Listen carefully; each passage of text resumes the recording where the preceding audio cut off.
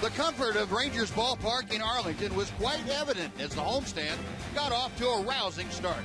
Your Rangers looked loose, relaxed, and ready to play. After failing to score a run Sunday in Minnesota, the Bats returned home to the tune of a 10 spot against the White Sox. The comfort level of Nick Tepix has been evident since his mid-April debut. His business-like approach has made the rookie seem like a seasoned veteran, and his numbers say he is right where he belongs. They're home and they're back. Texas team, your Rangers, and they meet the White Sox next.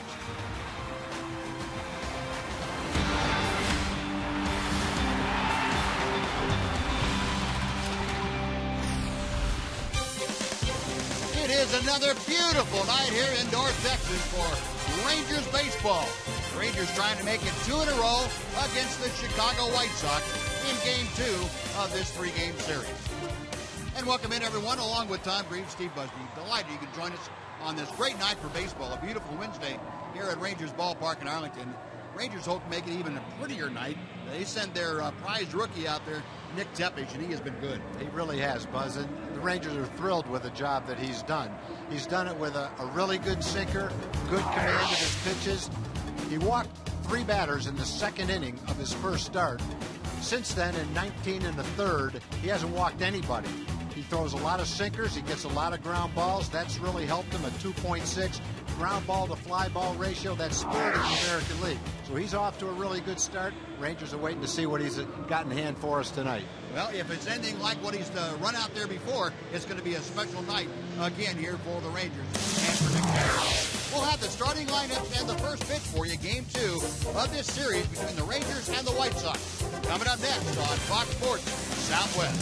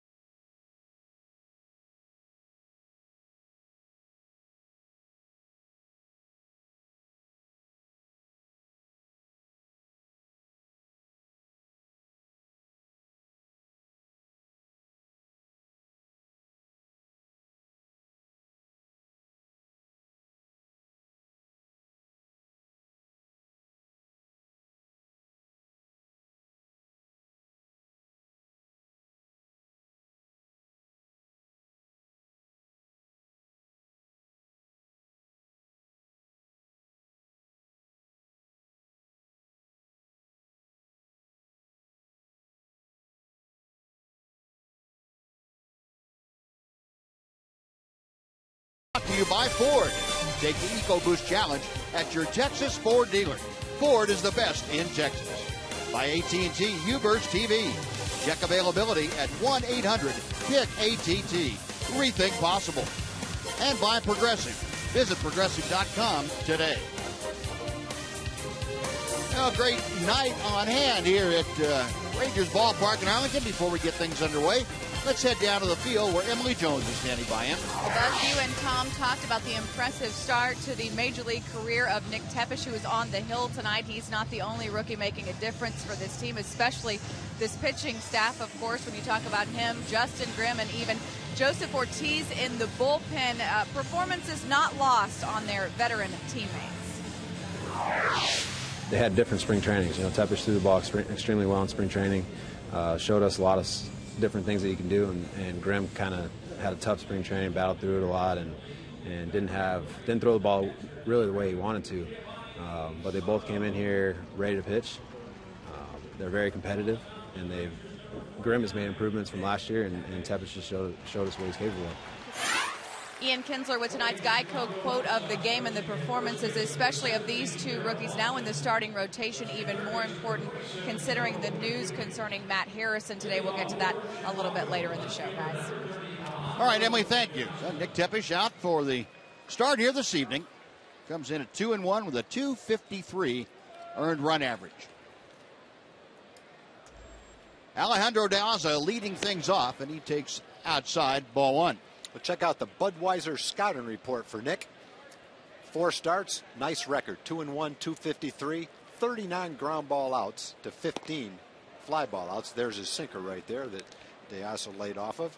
Hasn't walked anybody in his last 3 starts. 19 in the 3rd innings without a walk. 2-0 pitch. That's line to right field. That's going to be trouble headed toward the corner. De Aza with great speed turning it on. Cruz over to field the ball, gets it back in quickly enough to hold De Aza to a leadoff double. Tepesch paying the price for falling behind 2 balls and no strikes. And Alejandro De Aza in scoring position as the first hitter here tonight. De Aza's only hitting about .230 so far this year, but any hitter, when you get a 2-0 count and you know a fastball is coming and you get a pretty good fastball to hit, turns into a much better hitter than his average might indicate.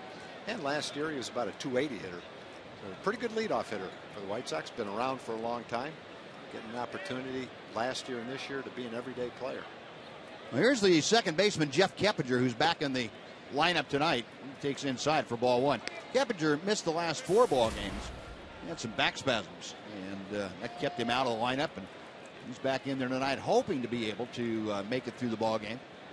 Said it's almost an inning-by-inning proposition as to how his back is going to feel. 1-0 pitch, hit in the air to left field. Coming in and over toward the line, Jeff Baker. And a good pitch by Tepesch to keep the runner at second base. The rest of the White Sox batting order. Saw De Aza and Keppinger. Alex Rios is coming up. He's the 3rd hitter. Adam Dunn back at the DH. Paul Konerko at first. Connor Gillespie is the 3rd baseman. He bats 6th. Batting 7th, Alexei Ramirez. Tyler Flowers, the catcher, hits 8th. Dwayne Wise is in right field, or in center field, I should say, hitting 9th. Fielding Colbreth calling the balls and strikes. He is the crew chief. Bill Welke, Joe West, and Adrian Johnson. 1st, 2nd, and 3rd, respectively. So 1 away. Here is Alex Rios. And a strike is poured in there by Nick Tepesch. Yeah, that pitch he made to Keppinger, Buzz, was a nice pitch. He ran his sinker in on the fist and jammed him. Keppinger wasn't able to do anything to move the runner, wasn't able to do anything to get the good part of the bat on the ball either. And that's saying something, because Keppinger really handles the bat pretty well. He's an experienced player and very adept at hitting the ball the other way, and you know he was trying to do that with the runner at second, nobody out. And Nick Tepesch just refused to allow that to happen. 0-1 pitch. Breaking ball hit behind 3rd, and it's foul. And so Tepesch ahead of the count now. No balls and 2 strikes to Rios. Tepesch, the 24-year-old out of Blue Springs, Missouri, just outside Kansas City, and out of the University of Missouri, a 3-year starter down there for the Missouri Tigers.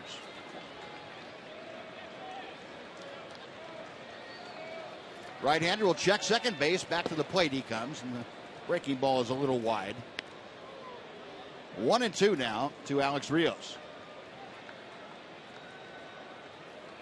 Rios really the only guy in the middle of this White Sox order that is producing up to what his track record says. And he is maybe going beyond a little. There's a snap throw to second, and just back with the hand under the tag is Alejandro De Aza. Joe West right there to make the call. If Nick could have gotten there just a little bit quicker, they had a pretty good shot at him. There's a lot of daylight between De Aza and second base.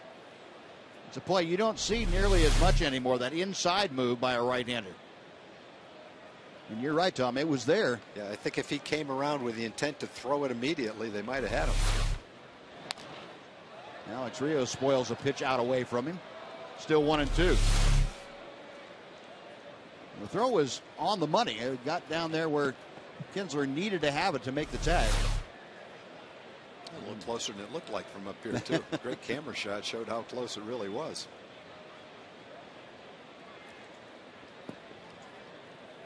Tepes will try the 1-2 pitch again. Broken bat ground ball by the dive of Beltre. Being waved around third, De Aza. Here comes Baker's throw. It's up the line, and De Aza scores. Alex Rios has driven in a run again tonight. It is 1-0 Chicago. Just like he did in the first inning last night, Alex Rios gets the White Sox on the board with first blood here. Well, it wasn't a bad pitch. You know, it's a ground ball. It could have been right at somebody. Ran the sinker kind of in on the inside corner, a little bit off the plate. You can't argue with the pitch.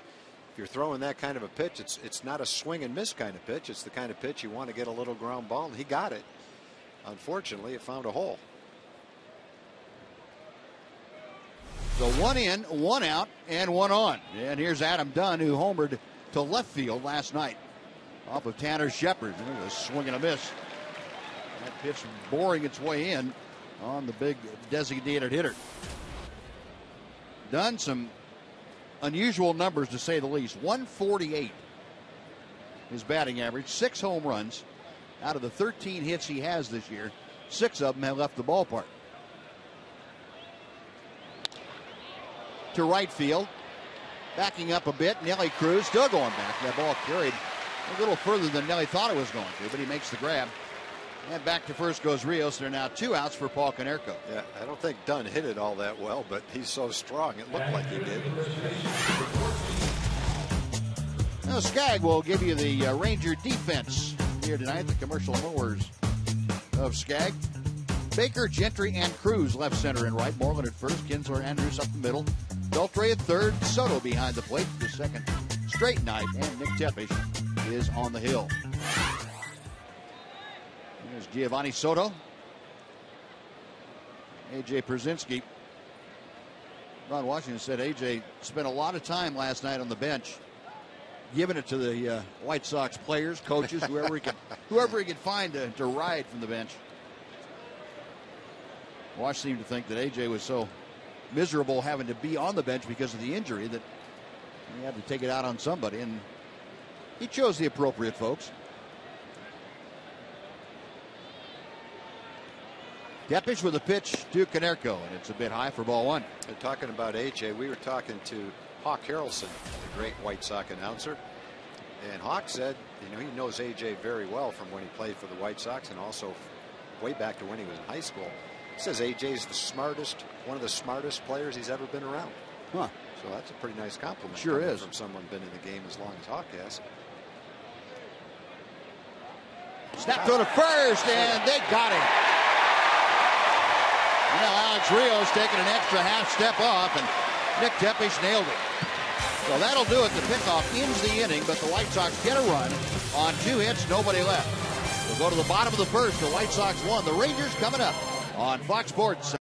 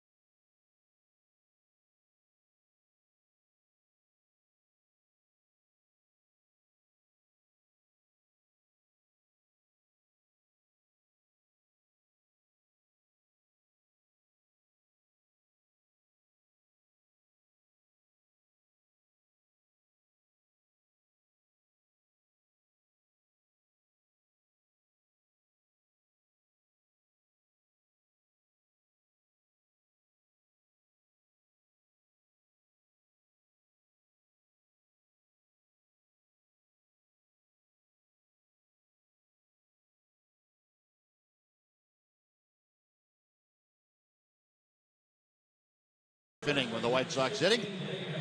And the Rangers starting lineup tonight is brought to you by Fred Loya Insurance. Ian Kinsler leads off. Elvis Andrews follows. Lance Berkman, the DH, bats third. Adrian Beltre is the third base batting cleanup.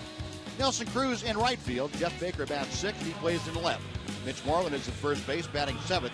Giovanni Soto is catching. And the number 9 hitter is the center fielder, Craig Gentry.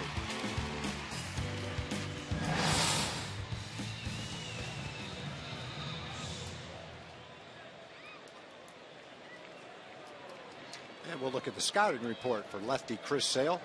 2-2, 409 in 5 starts. It's kind of misleading because he had one bad start where he gave up 8 hits and 8 runs in 4 1/3. Other than that, he's been pretty good. 7 innings, 3 or fewer runs in 4 of the other 5 starts. He has fallen behind here. 2 balls and no strikes.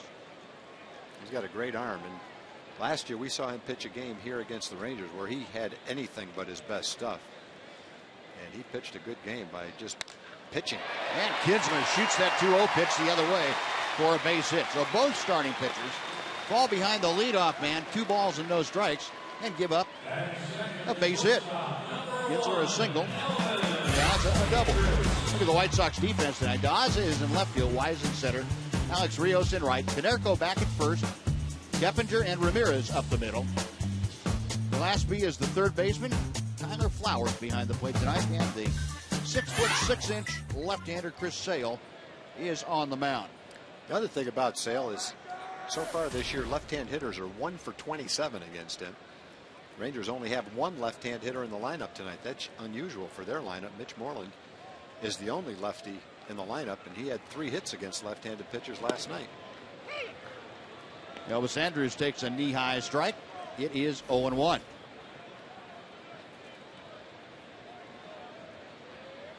Elvis at 250 has an 8-game hitting streak. That ties A.J. Pierzynski for the longest current one on the Ranger Ball Club. Elvis drove in his 9th run of the year last night. Has Kinsler at first, nobody out here in the bottom of the first. And that is on the outside corner. It is no balls and 2 strikes to Andrews.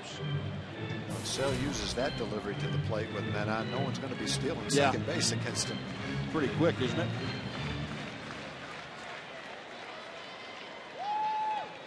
Now, Chris Sale came along last year for the White Sox and had never started as a professional before and started 29 times last year. There's a throw to first. He had 29 starts. He ended up winning 17 of them. That's a pretty good first impression as a starter. Now, last year before the All-Star break, he was 10-2 with a 2.19 ERA. He was just about untouchable. Got a little tired toward the end, it looked like. And swinging a foul tip into the glove of Tyler Flowers. So down on strikes, Elvis Andrews. 1 away, and Lance Berkman will come up. The White Sox drafted him. He was the 13th pick in the first round of the 2010 draft. They expected him to get to the big leagues quickly, and he didn't disappoint them at all. Might have even surprised them as how well he adapted to starting.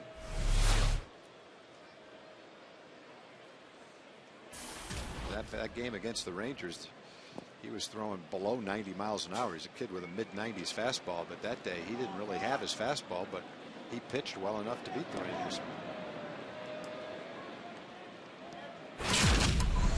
Take a look at the Ford leaderboard. We'll show you the career stolen base leaders for the Rangers. Buff Wills currently has the lead. He is 1 ahead of Ian Kinsler. Elvis Andrews moving up that list very quickly. 2 of the top 4 on this year's ball club for the Rangers. High pop foul down the right side. That will twist its way back into the seats. And the count is 0-1 to Berkman.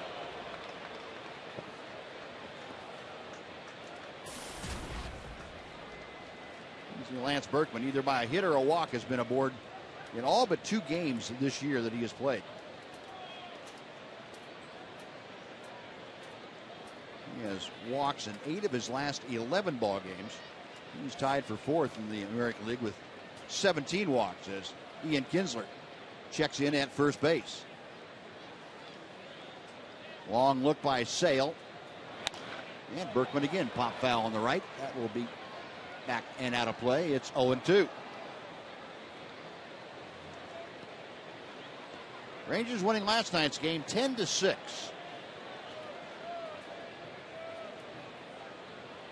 Yu Darvish getting his 5th victory.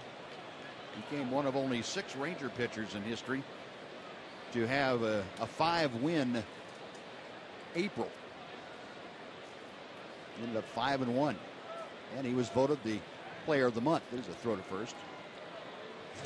Folks who cover the Rangers voting on that, the media folks. And Yu Darvish, Ranger player of the month for April.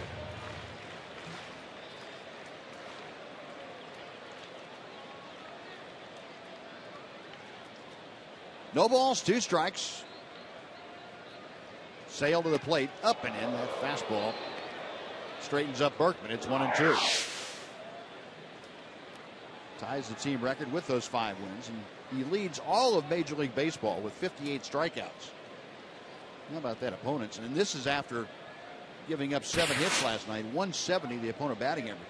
It went up from 149 prior to last night to 170. Kinsler stepping his lead off from first.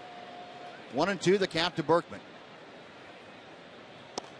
Breaking ball. He just able to check his swing. And not many guys could have laid off that pitch. Nope. All he's seen is fastballs in this at bat. And then all of a sudden, in comes the bender, and he was able to lay off a pretty tempting pitch.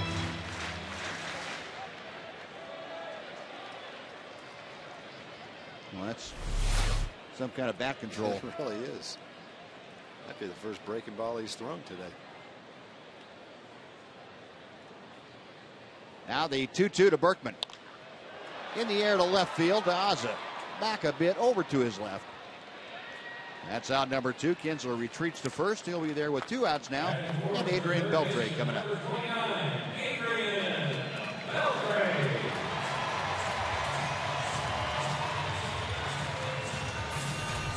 Beltre probably happy to see the calendar flip over to May.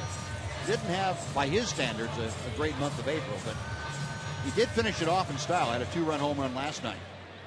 His 5th of the year, as you can see, and the batting average pretty stable right now at 222, and that's not where you'd like it. Had good success, as you can see, against Chris Sale, 4 for 8.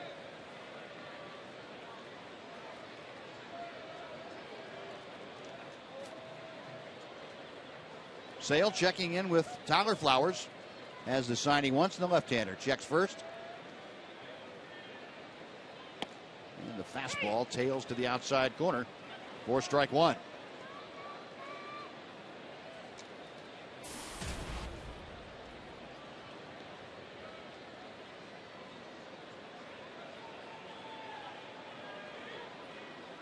Dick Allen tied with Adrian Beltre on the all-time home run list.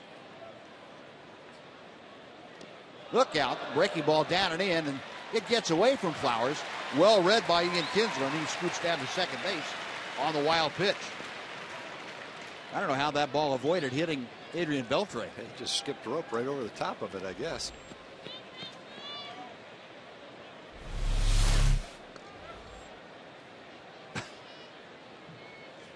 Might have come right in front of him and missed his knee. Well, base hit here, and you make it a 1-1 ball game. There you go. White Sox had a little trouble last night with the wild pitch in that 6-run inning.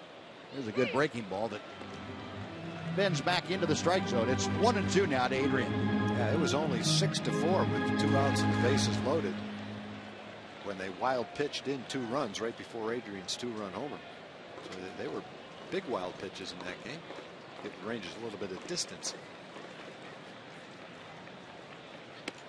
Way high and outside. 2 balls and 2 strikes to Beltre. That home run last night, by the way, and snapped an 0 for 11 streak with runners in scoring position for Beltre. Both Adrian and Elvis Andrus snapped long hitless streaks in those situations. Got him swinging. Good breaking ball by Sale.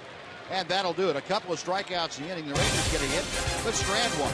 We're going to the second. The White Sox won. The Rangers nothing. On Fox.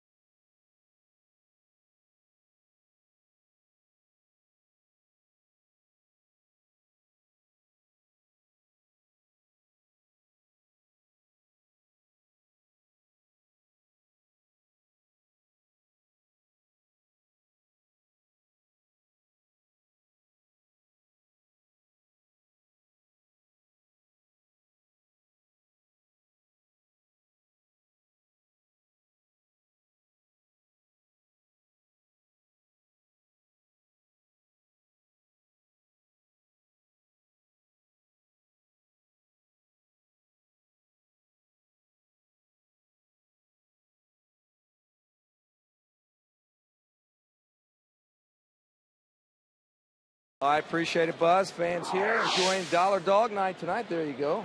Enjoy that one. Okay, in Community Corner tonight, we're talking about the Texas Rangers Baseball Foundation once again providing financial grants for nonprofit organizations in baseball and softball. For more information, log on to texasrangers.com/foundation. Buzz? All right, now see Paul Konerko, first ball swinging, and he doubles into the gap. A close play as kids were trying to apply the tag to a sliding Konerko, but he is aboard with a leadoff double here in the second inning.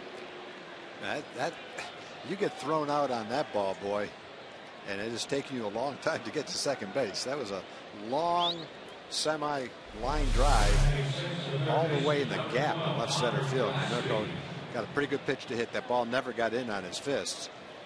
Gentry gets it in quickly, and if somehow he was able to locate that ball right on top of the bag, he would have been out. Yep. So second straight inning for the White Sox to get a leadoff double. Konerko got a pitch right down in his wheelhouse, and I think Nick Tepesch is lucky to get that ball back.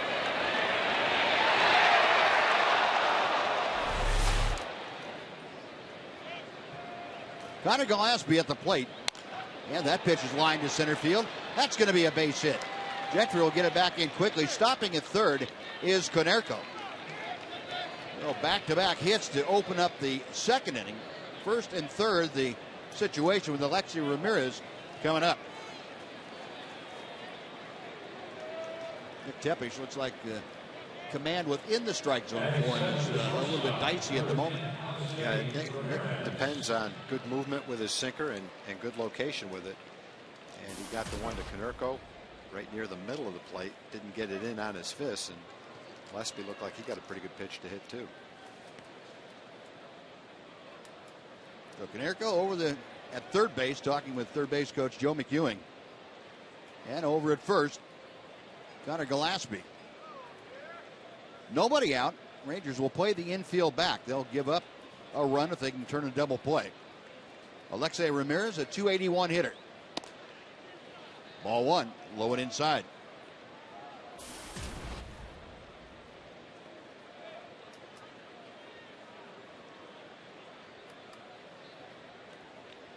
Ramirez, as you see, a home run, 4 driven in. Now Tepesch sets. And the 1-0. Got the inside corner with that one. A ball and a strike.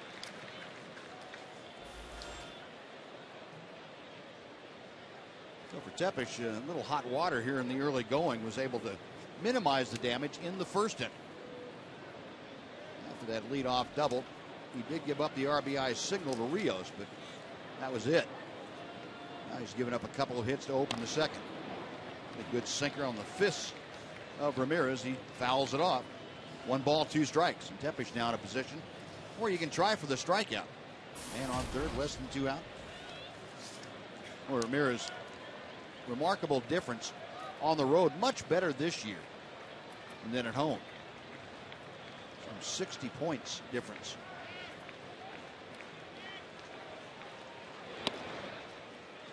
Able to check his swing on that breaking ball that swept out of the strike zone. It's 2-2.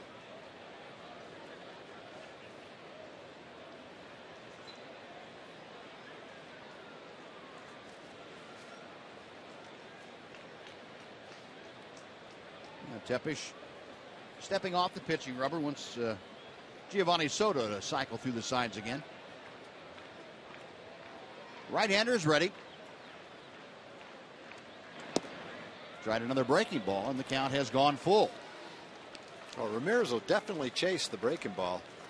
See him do that quite frequently. Just got to get a little bit closer to the plate. You'll get him to chase it.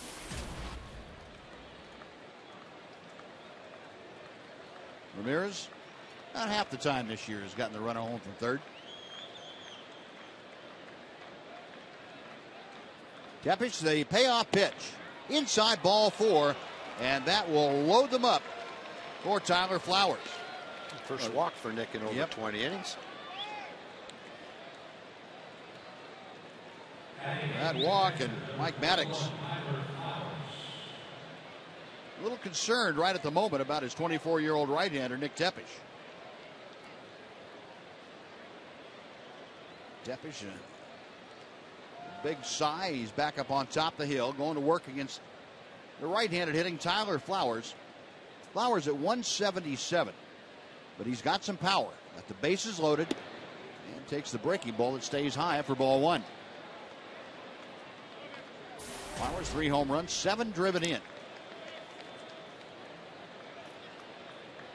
Keep in mind now, none of these White Sox players have faced Nick Tepish in a regular season game.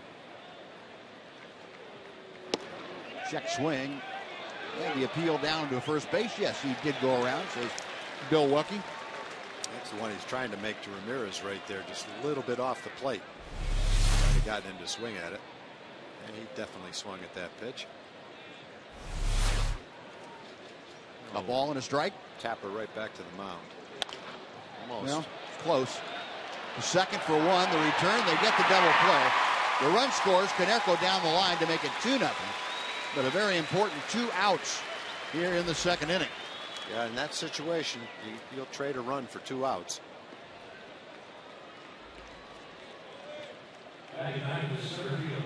And with the catcher Flowers running out of the box, you don't have to worry about not having enough time on a rather slowly hit ball.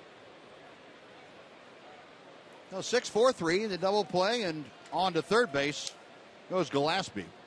2 outs now.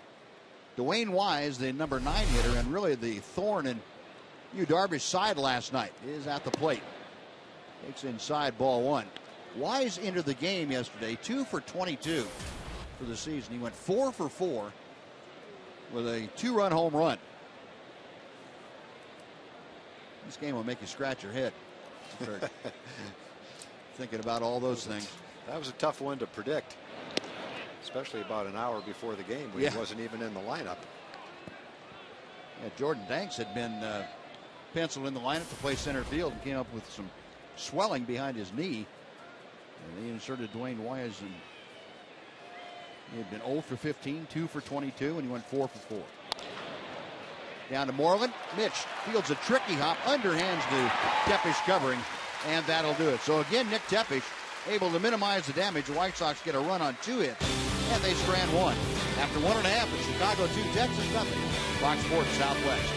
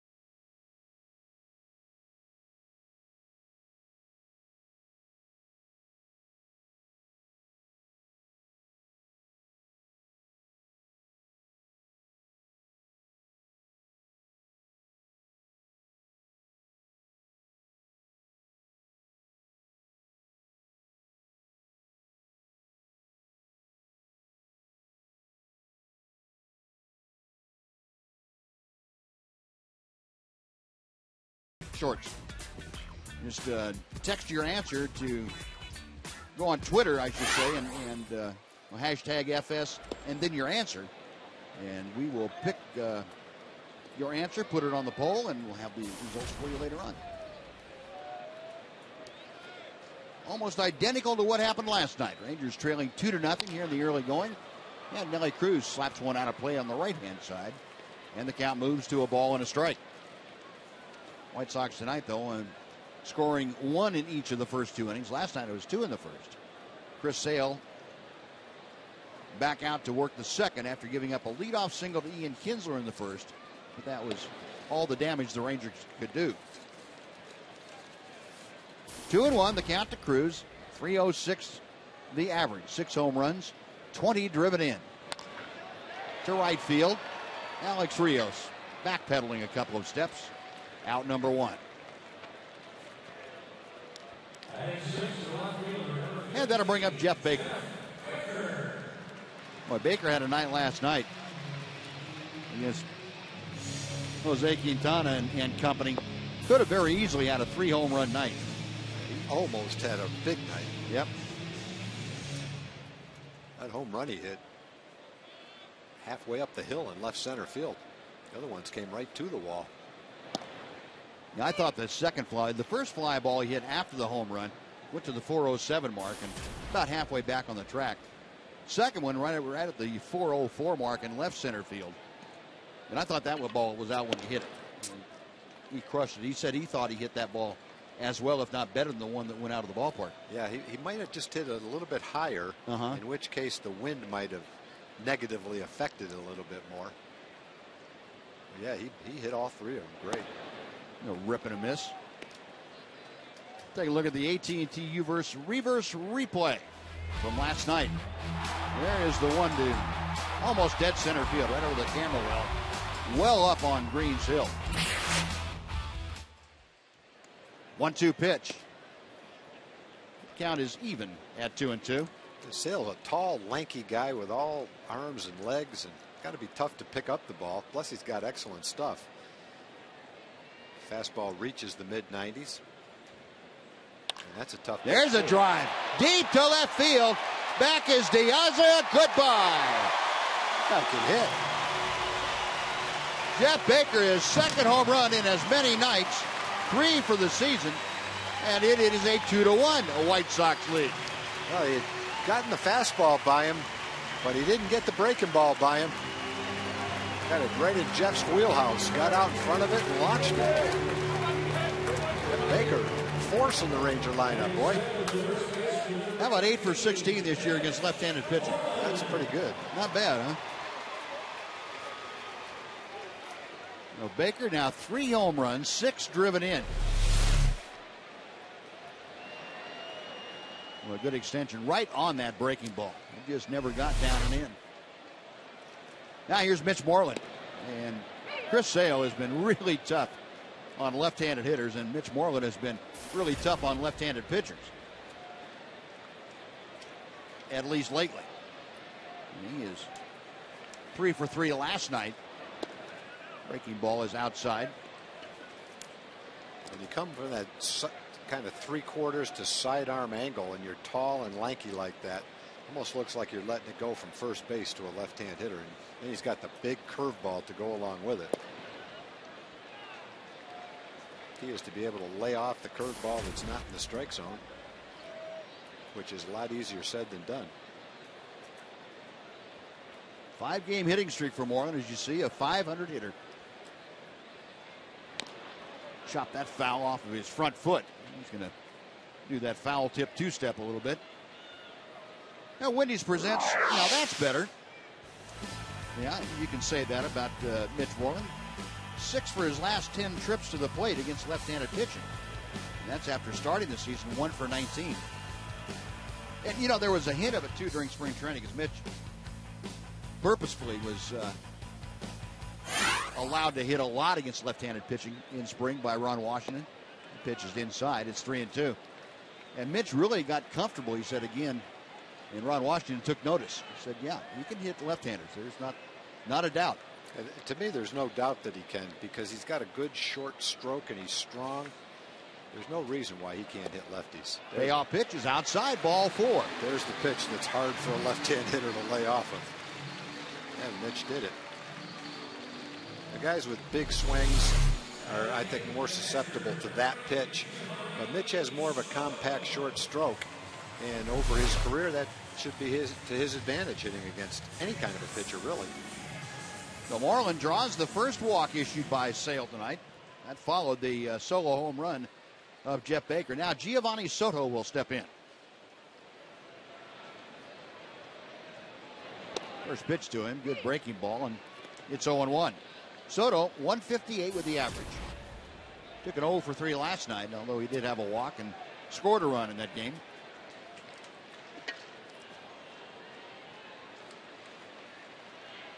Sale, a check of first. And there was a high strike right at the top of the strike zone. Giovanni Soto kind of a, oh, come on now. That couldn't have been. Here's Giovanni.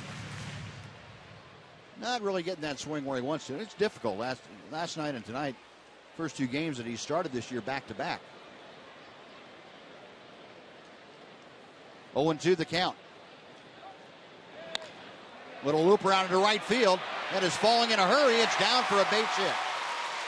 Moreland stops at second, and Soto wasn't pretty, but he got the job done. Rangers have runners at first and second with 1 out for Craig Gentry. Yeah, he's just trying to make some contact. He's down to a tough lefty, no balls and 2 strikes. And he basically just fought off a tough inside fastball, hit it a little bit off the handle, just dumped it right in front of Alex Rios, put a runner in scoring position. Make contact, good things can happen.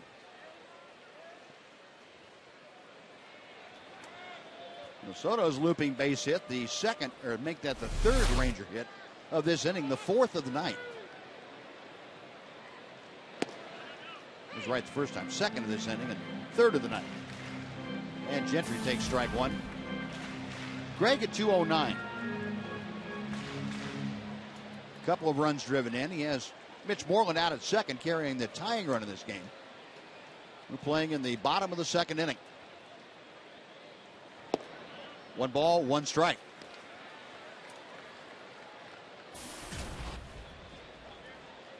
See, Craig in the last 15 ball games, that batting average has kind of gone south on him. He was at 429 when that streak started. Looper to center field. That's a base hit. Moreland being held at third as Wise came up with the ball quickly. And Gary Pettis throwing that stop sign up.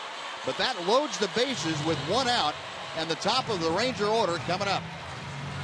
That's been tough going for Chris Sale since Nelly lined out to right field. Homer walk, single. Loads him up for Ian. Nice job by Craig, too. Going right back through the middle. Piazza. Dwayne Wise, playing center field. Not very deep either, and the ball was hit right to him, so very difficult for Mitch to score on that play. Now Tyler Flowers out there to have a chat with his lanky left-hander. See if he can calm the 24-year-old down just a bit. Well, Ian Kinsler had a solid single to right field his first time up. He has the bases full of teammates with Moreland at third, Soto at second, Gentry at first. Ian now with a 7-game hitting streak. And Sale will go back to the windup. Misses outside for ball 1.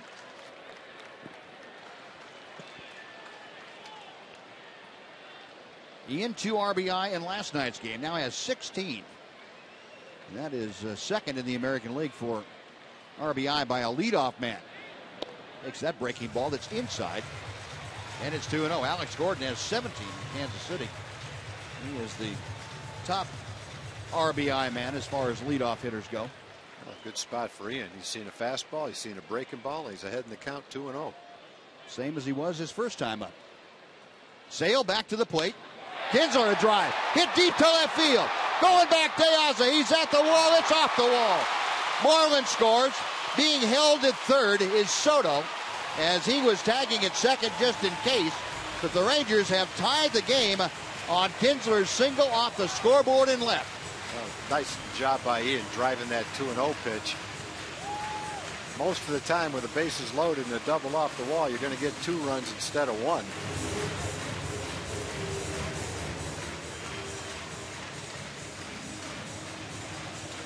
Soto must have gone back and tagged up. That, on that kind of a ball, with 1 out, that's not a ball you tag up on. You got to go halfway on that ball. Tagging up and getting to third base with 2 outs is just not that big an advantage. But right now, when you see him turn, you got to run.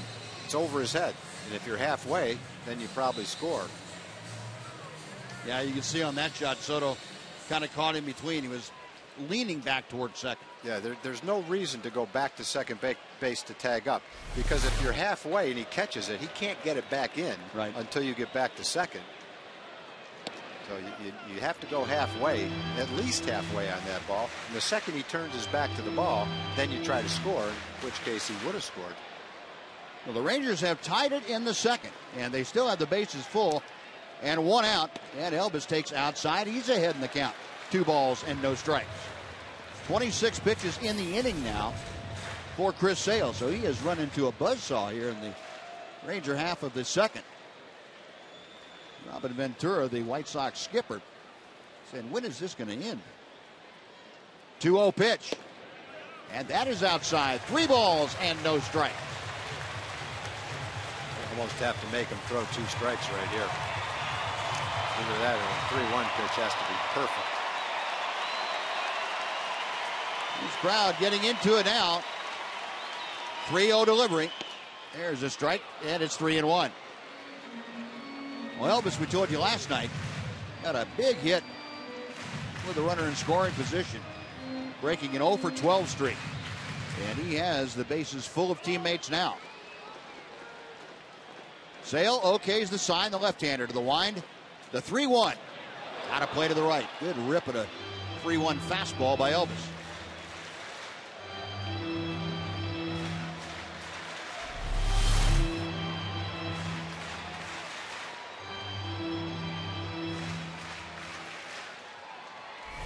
So the count has gone full. Elvis trying to keep it going. Lance Berkman is waiting in the on-deck circle. Payoff pitch coming from Sale. Pop foul. That will twist out of play down the right side. He will come back and try it again. And we told you last night, Elvis really struggling against the White Sox. He had been just 3 for 48 in the 13 games before last night. Had a couple of hits in last night's game. Still 3-2. Again, the full count pitch. And fouled away. Tough pitch in on the fist. And Elvis fights it off foul. Giovanni Soto, the runner at third. He had a looping single with 1 out. Greg Gentry followed that up with a base hit to center. And then Ian Kinsler, the long RBI single off the scoreboard in left. 3 balls, 2 strikes, 1 out. Sale back to the plate. Line drive down the right field line, but that's going to slice back into the seats. And we'll have another 3-2 pitch. Great catch down there. Love it when people bring a glove and make a play. Yep. Came all prepared and nice catch. Gotta love that. Got a magazine in one hand, a glove in the other. Pretty happy with her good fortune. Again, the 3-2. Check swing. Did he go around? Yes, he did. And Elvis strikes out for the second time tonight. And let him off the hook. There are now 2 outs, and Lance Berkman will come up. Third strikeout for Chris Sale this evening. Tough pitch. Looked like a pretty good pitch to hit, and it just cut right in and out of the strike zone. You know, in that at bat, Elvis battled, but he had a couple of pitches to hit, and he fouled them off. So in most at bats, especially an at bat that's 9 pitches long, you'll get a pretty good pitch to hit. He had some good swings and just couldn't quite connect with one. You know, Tyler Flowers out there to give Sale a chance to catch his breath and talk what they were going to do to Lance Berkman. You know, you'd like to pick something up right here. The Rangers have, if they don't pick up a run here, have left an extra one out there. Should have been able to pick up one on the double off the wall. Berkman, a fly ball to left, his first time up there. And Sale was going to work from the stretch. Instead, he's going to go ahead and go from the windup. First pitch to Berkman. Got him on the fist and a ground ball to short. They'll go the short way to get the sliding Kinsler by a half step, and that'll do it. Well, the Rangers end up tying it. They get 2 runs on 4 hits. And it all started with Jeff Baker's home run. We're going to the 3rd. Rangers 2, White Sox 2. Fox Sports Southwest.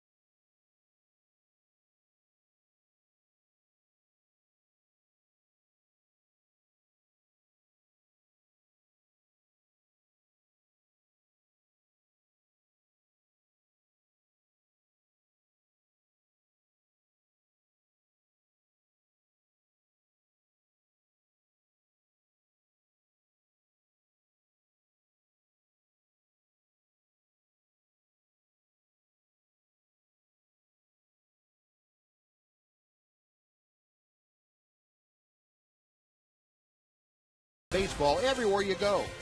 Available for iPhone, iPad, Android, and BlackBerry 10. At Bat delivers Rangers baseball with live audio, pitch tracking, stats, news, highlights, and a whole lot more. Text At Bat to 31826 or visit TexasRangers.com for details. A brand new ball game and a new lease on life. Nick Tepesch out to start the 3rd, a 2-2 ball game. Alejandro De Aza, who led the game off by doubling into the right field corner, leads off here in the 3rd. And pitch inside. It's 2 balls and no strikes. So deja vu all over again with De Aza up there. He turned on a 2-0 pitch in the 1st inning. And that pitch off the plate. 3 balls, no strikes. So a night when Nick Tepesch just is not as sharp as we've seen him the last few ball games. Finds some way to battle through it. Throws a 3-0 pitch down the middle. And it's 3-1.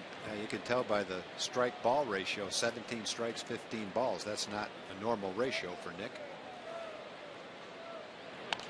Out of play. And he's come back to fill the count.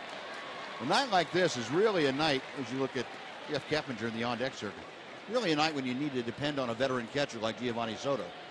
Kind of let him guide you through it and let him make some adjustments for you. And Giovanni's saying here, right in the middle of the plate with that slider. That's out of play. That's the kind of thing a veteran catcher will help you go through. And Nick Tepesch not shying away from throwing a 3-2 breaking ball, but Soto making sure that Tepesch understood he wants it in the middle of the plate. Don't be too fine with it. Again, the 3-2 got him swinging. So he threw him one 3-2 breaking ball. It was a foul ball, and then he came back with a fastball, got the strikeout. It's time for a Mazda game break. Let's go over and say hello to Dana Larson. Dana?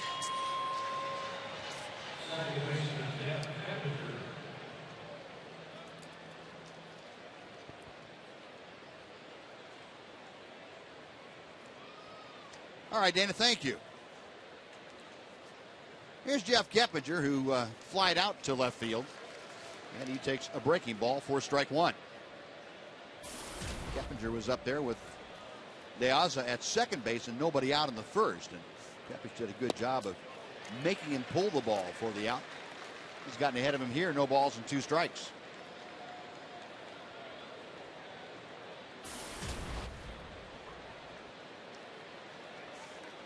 Keppinger back to the plate. Tried it again and just off the outside. Why not? Yep. Offered that at the time before. Give you a chance to do it again.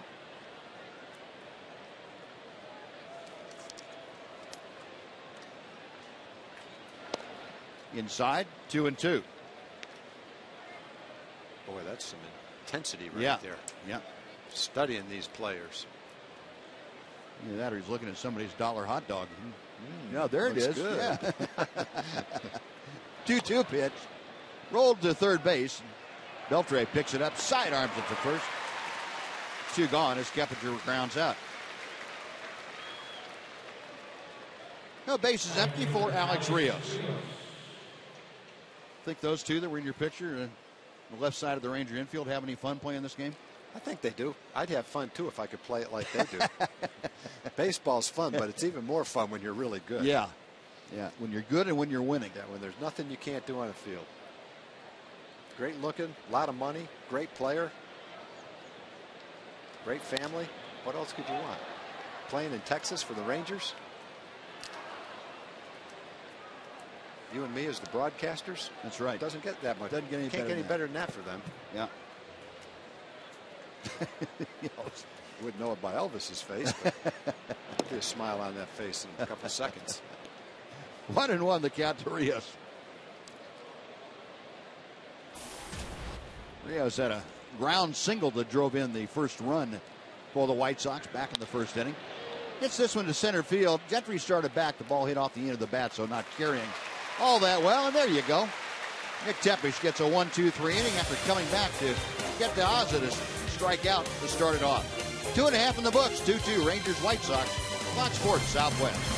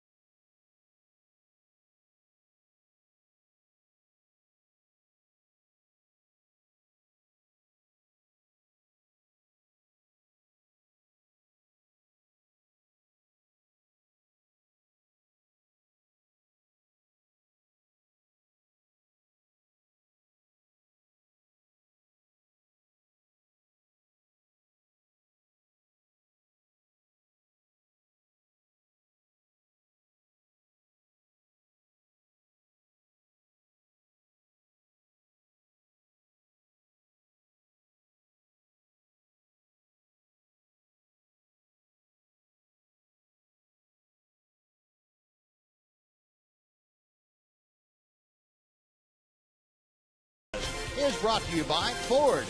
Take the EcoBoost Challenge at your Texas Ford dealer. Ford is the best in Texas. And by Jack in the Box, where the Chipotle Chicken Club combo is back. And the Rangers are back. Back at the plate. Adrian Beltre will lead off the third inning, a 2-2 ball game. Chris Sale, first pitch is chopped behind third, a foul ball.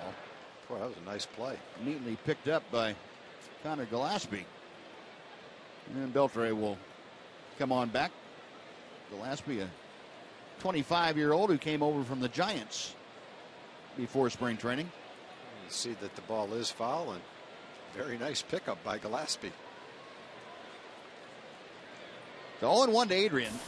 Beltre struck out back in the first.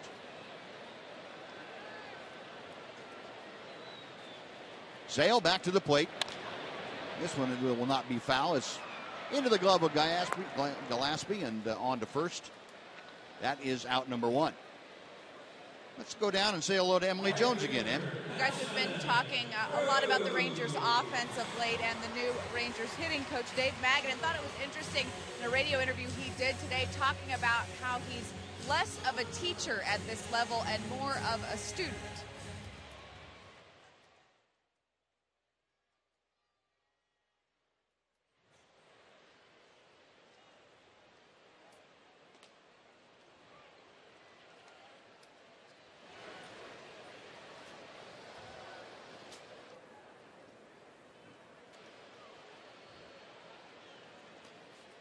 I promise he said something like that, you guys, and what he meant by it was that guys at this level are so established and they know what works well for them. It's his job to learn what works well for these guys and to make sure they stay within those parameters. He said you find a guy every once in a while that gets so far off track that you have to make those adjustments mechanically and change their swing, so to speak, but more than anything else, he's just trying to take what works for these guys and keep them within those parameters, which I thought was pretty enlightening.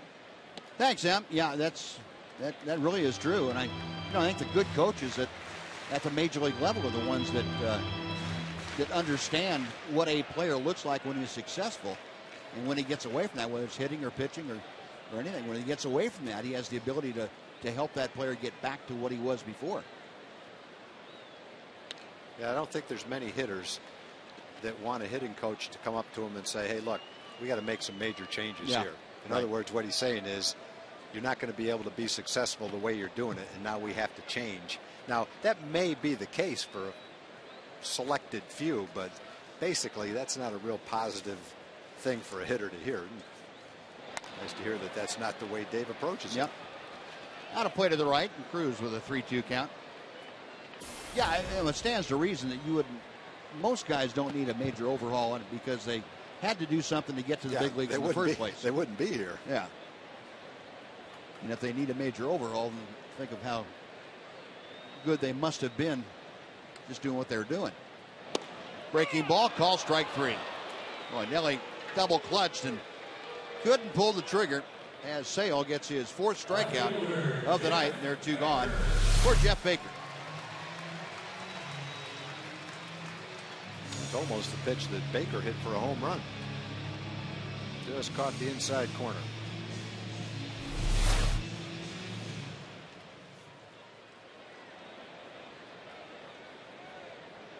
Jeff pounded a pitch from Sale into the left field seats over the out-of-town scoreboard. Takes a strike here. Second home run in as many nights. Now hitting .391. 0-1 pitch. That will even things out.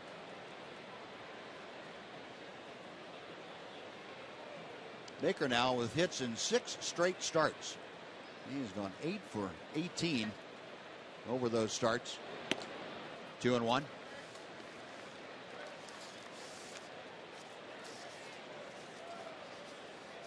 He's also 9 for his last 20 after starting the year 0 for 3. 2-1 pitch. Ooh, he had a rip at that fastball. 2-2.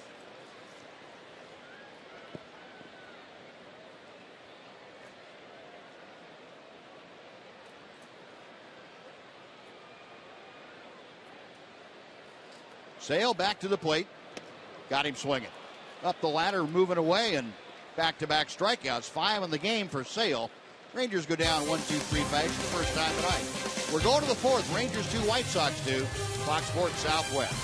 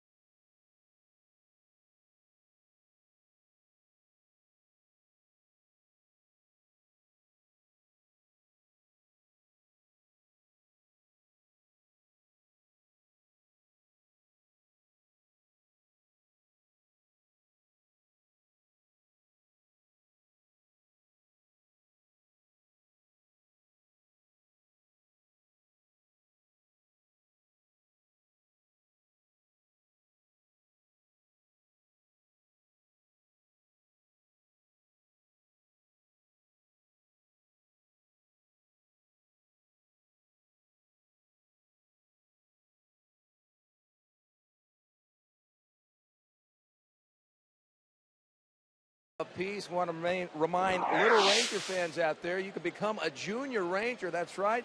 13 years of age and under. You get some nice gifts, like a nice tote bag. There you go. How about a hat? Some stickers, buddy, right there. VIP cards. You name it, you got it right here. Also an autograph ball from Tom Green. Not just kidding, but we can work on that. We can work on that, guys. Become a junior Ranger. Log on to Rangers.com. That's TexasRangers.com. You're a little big, okay? You're a little big. 13 and under, Tom. Buzz. Noxie, how can you turn away something like that? It's cute. I understand. Oh, goodness. Apparently you don't have to shave to be a junior Ranger. Or you can't shave, let's put it that way. 0-2, the count to Adam Dunn, leading off the White Sox fourth inning. Tepish deals, and that ball is crunched but pulled foul. Hard line drive into the seats, well down the right field line. Still 0-2, Dunn. A fly ball to right field, his first time up.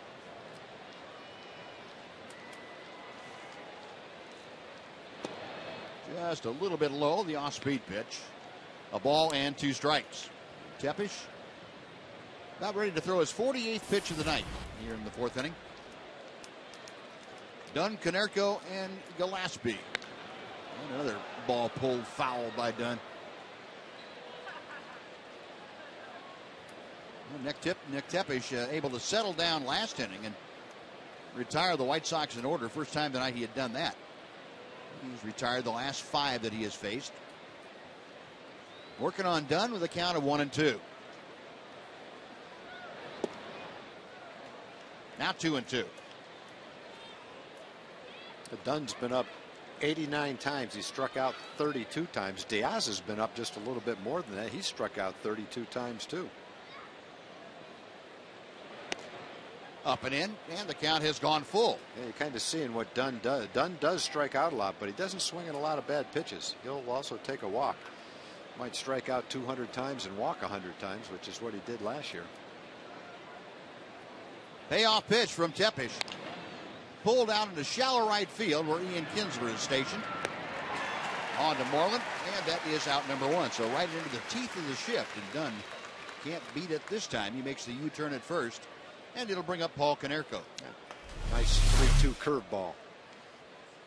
Dunn hits a little bit off the end of the bat, and Ian's right there to make the play. Ian had to stretch his arm out a little bit before that. That's a 95-foot throw out there.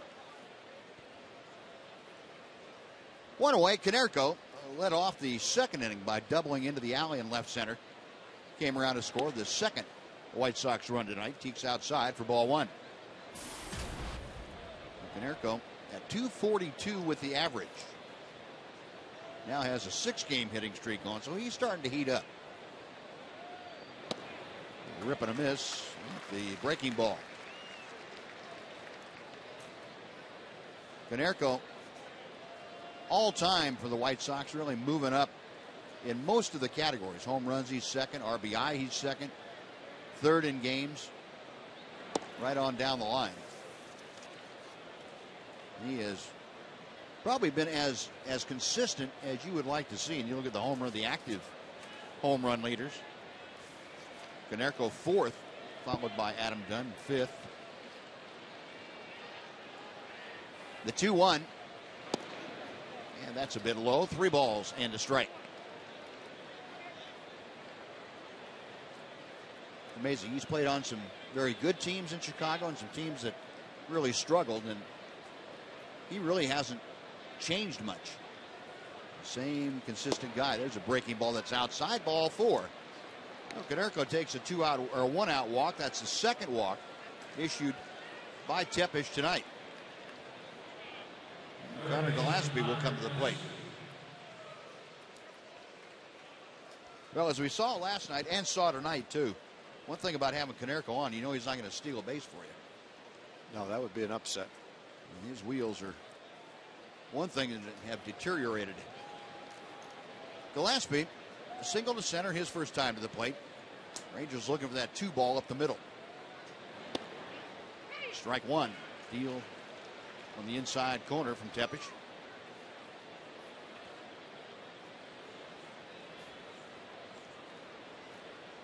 mentioned Gillespie spent the last 4 years, or first part of his career, with the San Francisco Giants. Up and down a bit.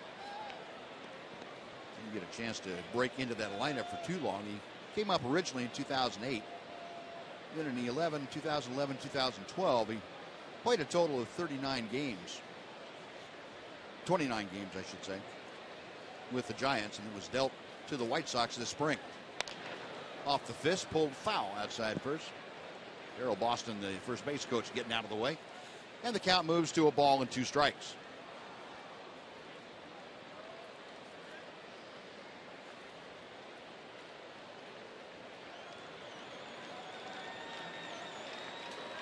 Tepish staying pretty close to that pitching run. He doesn't waste a lot of time between pitches. The right-hander's ready. And the breaking ball just missed the outside corner. Soto holding that pose, framing that pitch, hoping he can get the call. Didn't quite come back for him.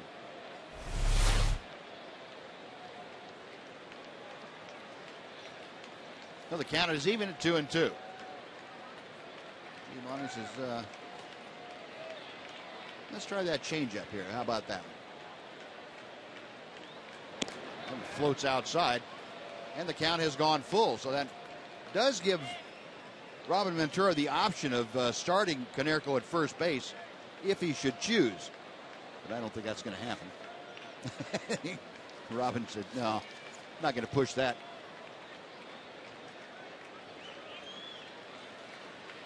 Well, Konerko's sneaking away. He's staying put.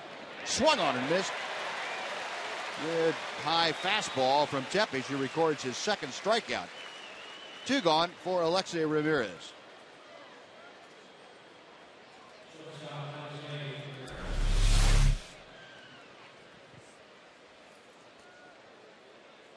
Well, Gillespie trying to chase that high one. Couldn't get on top of it. Alexei Ramirez garnered the other walk tonight, issued by Nick Tepish. And the first pitch to him is low and outside for ball 1. Ramirez, a .281 hitter. Got a modest 3-game hitting streak going. He's been a .333 hitter over that span. Ground ball behind third, a foul ball. Beltre doing as well as he could getting a start after that ball, but it was out of his reach and just about a 1.5 foot foul. If it stayed fair, he probably would have caught it.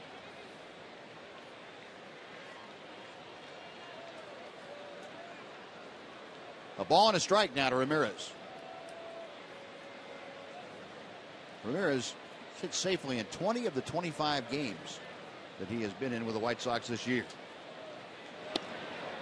Good off-speed pitch. It's a ball and 2 strikes. That's the one he was trying to throw him in the last at-bat when he ended up walking him on pitches that were a little bit more outside. Not quite as tempting for him to swing at. I think right now 1 and 2 after taking that pitch, if you throw it about 6 inches more outside, he's going to swing at it. Tried to. Sinker down and away, and he couldn't get Ramirez to offer at it. 2 balls, 2 strikes. Well, this probably is going to be a slider. I think he'd throw him a slider right here. And we'll see what Giovanni Soto comes up with. That's the slider signal. So, yep, that's the one I want. I get about 6 inches outside. Loop to center. That's a base hit. Didn't quite get it far enough out there. Konerko to second will put the brakes on. Gentry gets the ball back in, and Ramirez gets the base hit.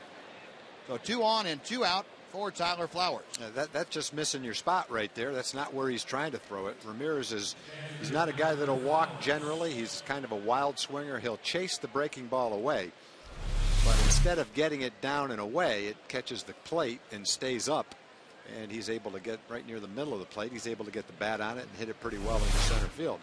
Throw it about 8 inches lower and 8 inches more outside, and maybe you get the swing and a miss. But that's the name of the game. That's what it's all about. Yep, sure is. Yeah, and even down, even that same location on the plate, if it's down those 5, 6, 7 inches, you could probably get a ground ball out of it. Stays up enough, the guy can get the bat on it, lift it a little bit. And he got it by Elvis into center. So Mike Maddox has left a positive message, no doubt, with Nick Tepesh. 2 on, 2 out. Tyler Flowers grounded into a 6-4-3 double play his first time up there. Rip and a miss. And the pitch moving away from him pretty good.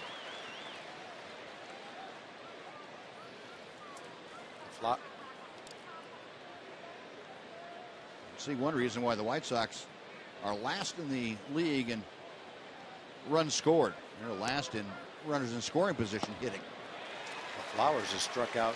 He's been up 63 times. He struck out 25 times. So between De Aza, Dunn, and Flowers, you add it all up, they strike out a little bit over once in every 3 at bats. And the Rangers exploited that last night with 13 strikeouts. 0-2. Tepesh checks the runners. And a little nubber off the end of the bat, right back to Tepesh. On to first, and that'll do it. So Nick works around a potential trouble spot. No runs, a hit, and a walk. 2 left. Bottom of the 4th coming up. Rangers 2, White Sox 2 on Fox Sports Southwest.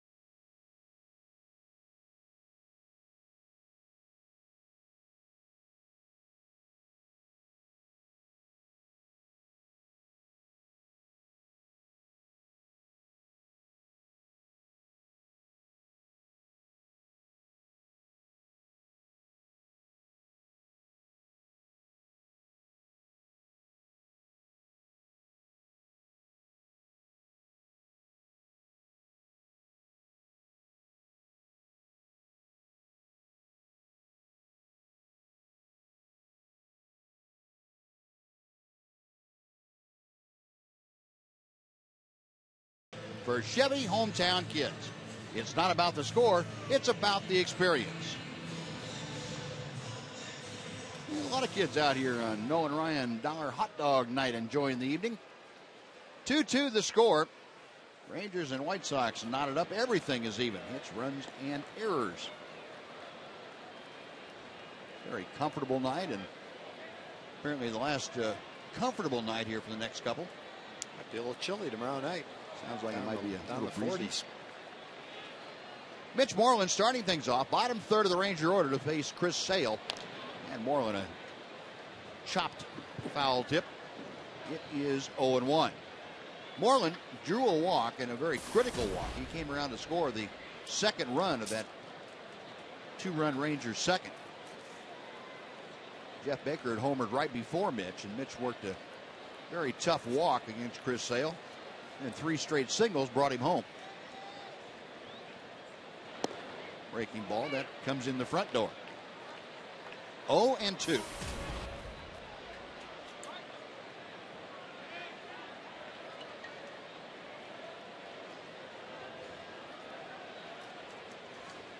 Mitch back in there, taps the plate with the business into that bat. And Sale, a breaking ball, that's hammered to right field. Rio started and has to retreat very quickly. And makes the catch of that sinking and hooking line drive. So Moreland hit it hard. But he is the first out. You look at the 2 at-bats that Mitch has had. When he's thrown the curveball off the plate, he's taken it. And he threw it for a strike right there, and Mitch ripped it hard to right field. He's had good swings at his fastball. Just been able to foul some of them off. But when he throws the curveball for a strike right in the zone, Mitch puts a good swing on it. Just didn't get it up in the air enough. Lined it right straight to Rios out in right field. Here's Giovanni Soto. He takes strike one. Soto looped a base hit to right field. His only time up tonight. Takes that breaking ball a little bit low. It's 1-1. So Soto hitting in an even 200 after that base hit.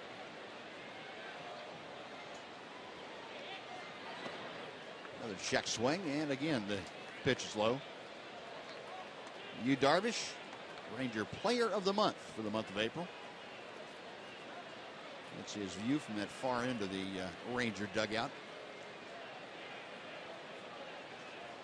The 2-1 pitch. And Soto skies one to left field. De Aza drifting over to his left, now waiting for it to come down, puts it away, and there are 2 outs.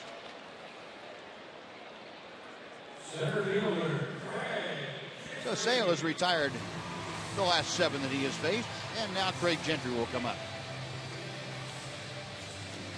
Gentry singled to center field in the 2nd inning.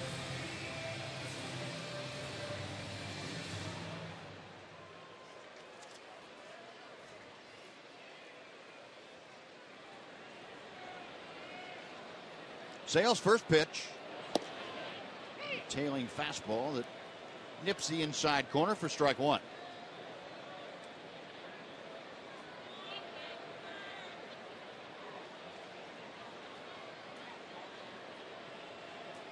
Sale back to Gentry. 1 ball and 1 strike. Greg making his 6th start in the last 8 ball games. Rangers have gone through a streak where they've seen a lot of left-handers. And Gentry, being a right-handed hitter, has started most of those games. 2-1 as Sale tried to bring the breaking ball through the back door and found it was locked.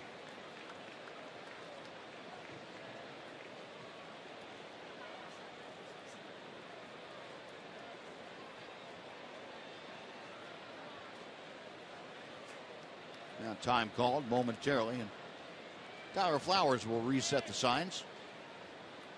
Sale with the 2-1 pitch. Pop up, shallow right field. Rios coming on. Ball hanging up for him, and Alex Rios makes the grab. And the Rangers down in order. That's 8 straight now, sent down by Chris Sale and the White Sox. We're going to the 5th inning. Rangers 2, White Sox 2. Fox Sports Southwest.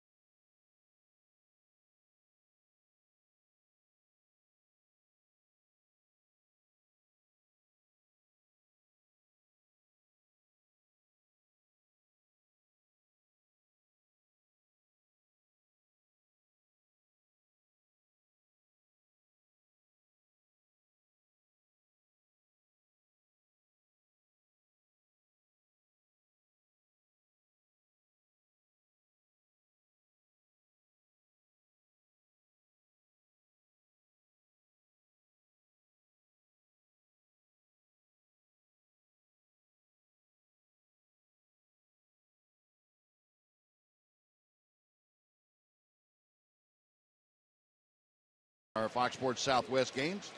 Joining us for the 5th, Mark McLemore, co-host of Rangers Live before and after the ball game. Thanks for stopping by, Mac. Almost a tale of 2 different games here tonight. It really is. Rocky early, and then pitcher settling down. Settling down. That happens a lot, you know. And what I like about it is Tepesh weathered the storm. You know, he didn't let the wheels fall off, which could very easily have happened. Dwayne Wise, the number 9 man leading things off, shows bunt, and it is strike one. Yeah, the biggest pitch for Tepish was probably the ground ball double play with bases loaded and nobody out. Even though they scored, he got 2 outs. Kinsler to the backhand. That's out number 1. You know, we were talking about it, and I know you played with Pudge and some very, very good catchers, veteran catchers. How important is it, or how often do you see a veteran catcher when a pitcher, a young pitcher especially, is struggling, really take charge of what's going on between the two of them? All the time. Yeah. All the time. That's their job. They have to know, especially those young pitchers, they have to know when he's in trouble. They can look at him. They should be able to look in his eyes and see, okay, I need to go out there and talk to him, calm him down, pump him up, or whatever he needs at any particular time. Beltre from down south. See you later. That was a bad choice by DeAsa Yeah. right there. He got Adrian's playing in. I'm not quite sure if he really knows who that is over there. Maybe not. He does now. No doubt about that. See, I made a pretty good bunt. Yeah, wrong guy over there, though. If Beltre's playing there and you bunt there, it's like saying, I would rather bunt for an out than take a chance on striking out, because you're not going to get on base anyway. No, He's out by 6 feet. He wrote the book on that play. Wow. That's just incredible every time I see him do that, make that play. And so effortlessly. I mean, he looks like when he throws the ball, it's like he's going in that direction as hard as the ball goes, but he's not. He's going the opposite direction. Good breaking ball to Keppinger, and the count is no balls, 2 strikes. He's pretty special over there. Hey, we got a nice text from Jim Sundberg. He wants you and Mac to know how lovely you look in your ties. Very nice of him. Thank Isn't you. that nice of Sonny to say that? Thank goodness that's the 3rd out, and I can reply now. 3 up, 3 down. Good job by Tepish and company. Halfway through the game, 2-2. White Sox.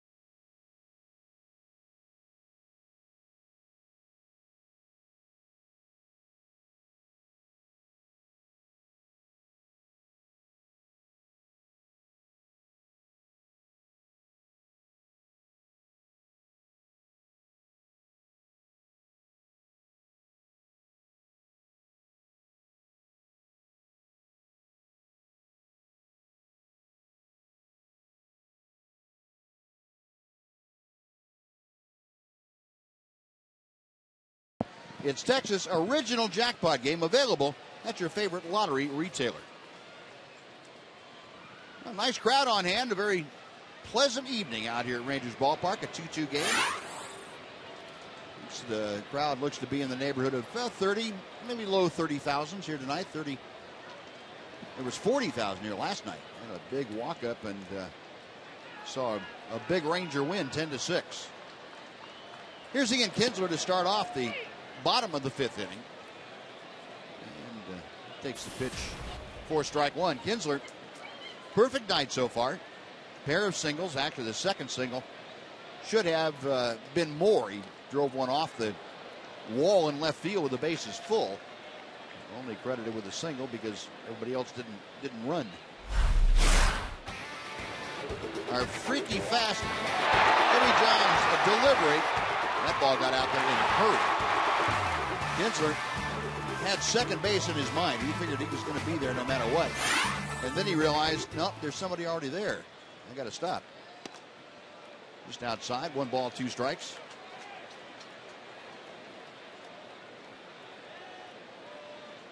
Ian did drive in his 17th run of the year with that long RBI single. Tapper to the right side. This could be trouble.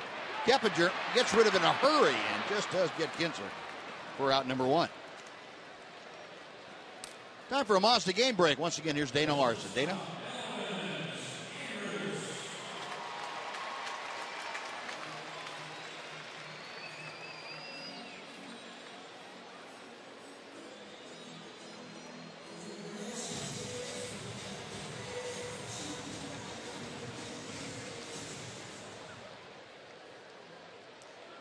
All right, Dana, thank you.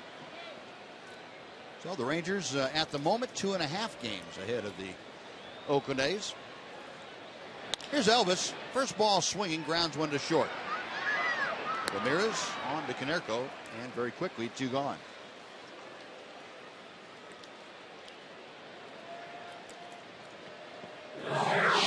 Matt, this was our AT&T Twitter poll for tonight. Ugliest uniform. Now you get a chance to throw in your 2 cents worth here. Whose was the ugliest? Absolutely, the White Sox. I mean, who wears shorts playing baseball? I agree with you. I mean, I know they had 6 or 7 or 8 different uniform combinations, but shorts? Come on. Yeah. That's just not. Yeah, they did. That's not baseball. Wasn't that Bill Veck's wife that designed those? I think it was. I don't know if it was in the family somewhere. The guy that looked bad was Wilbur Wood, boy. Well, Wilbur Wood was a big guy, boy. Remember Bob Lemon was managing them at that time? He didn't look real good in it, and he looked more embarrassed. He didn't look real happy either. No. And Lance Berkman, a solid base hit to center field. No, a 2-out single puts him aboard for Adrian Beltre. So there's no contest in your mind about that, huh, Matt? None whatsoever. All right, which one was the best looking? Which one would you rather wear of those 4? I don't think I'd rather wear. You got to wear one. You got to wear one of them. My goodness. I swing by Lance right there. I would probably. Man, that's bad right there, Tom. You got 4 choices. You got to go out and play a game. I've got 3 choices. The White Sox one is not going to happen. All right. I would probably have to go with the Padres. Padres? Yeah, just because of what it symbolizes. Yeah. Yeah. Okay. Hard to argue with that. Yeah, I'll buy that. Yeah. You could trick yourself, though, and remind yourself that they are big league uniforms, if worse came to worst. You know, if you had to get down that far. I don't know. The rest of them kind of look like softball uniforms. I can't trick myself into those other ones.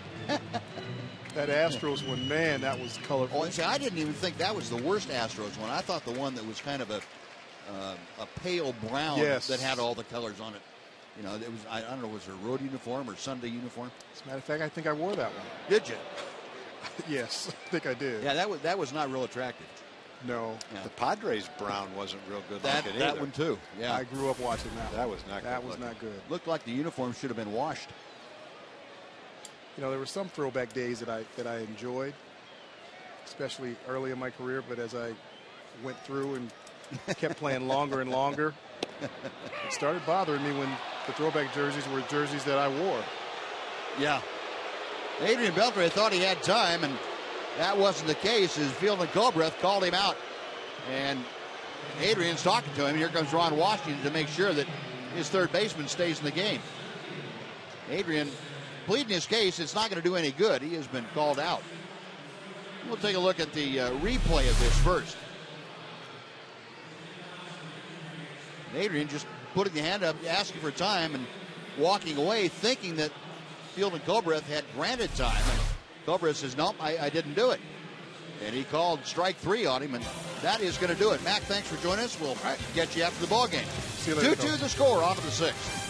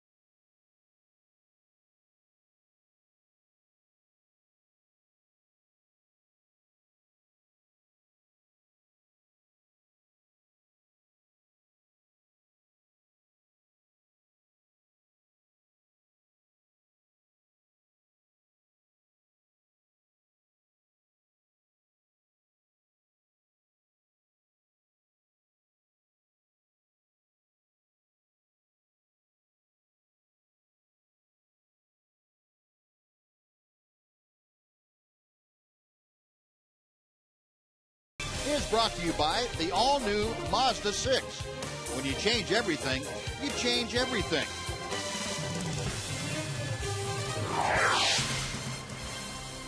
Well, Adrian Beltre apparently getting over the called third strike.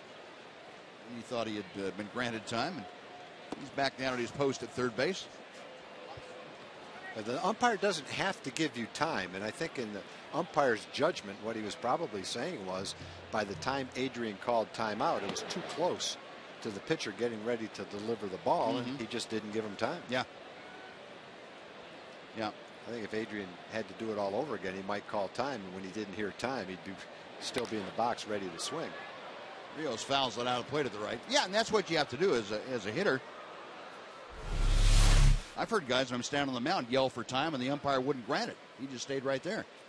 Because I was already in my motion going to home plate or getting pretty close to it. He called time and moved out of the box right when Sale was going to deliver the pitch, and he just never got the call.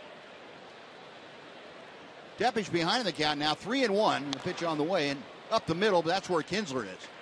There's a long, slow hop on to first, and Rios retired. That's one away for Adam Dunn.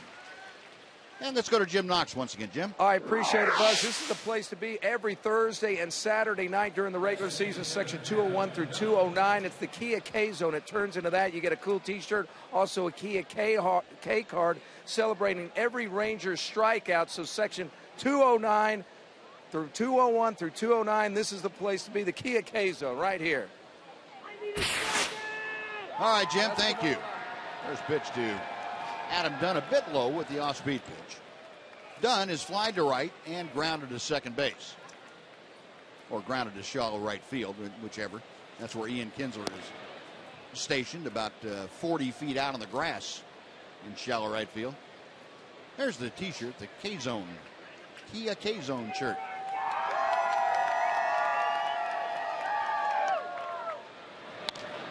And he jams him with that pitch. And again, Kinsler in the outfield grass. On to first. Out number 2. Well, both pitchers have really settled down since the second inning. Nick has only given up 1 hit.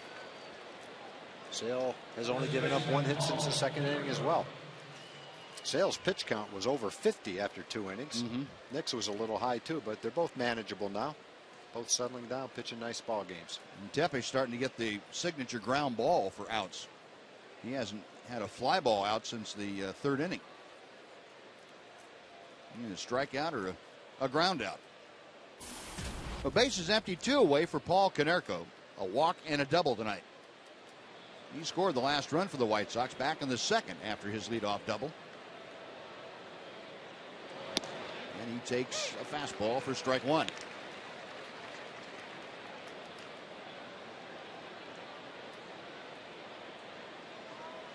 Konerko handled the DH chores last night. Tonight back at first base. Fouls that out of play to the second deck on the right side. He might have surprised Konerko in this at bat with 2 fastballs. Konerko ripped a fastball for a double, then saw a bunch of breaking balls and walked. And Nick came right back to 91, 92 mile an hour fastballs to get ahead in the count. No balls and 2 strikes. Got him on the fist to right field. Here comes Cruz. The ball hanging up for him. And Nelly, a nice running catch. Well, that is that. 7 straight sent down by Nick Tepish. White Sox out in the 6th. 5.5 in the books. 2-2 the score on Fox Sports Southwest.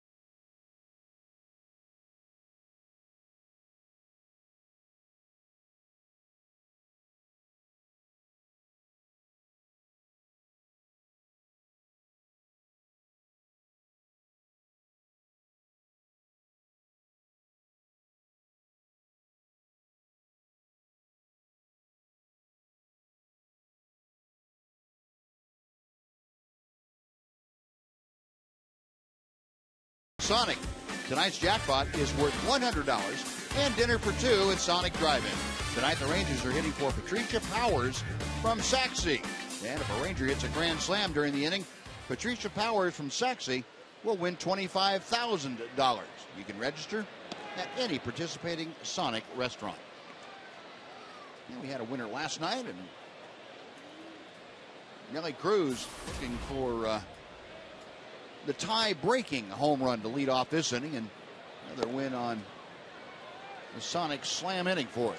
Yeah, last night was tough because in the at-bat that Adrian hit the home run, wasn't that last night? Yeah, the bases were loaded for a while. They were. Two wild pitches took away the chance for $25,000.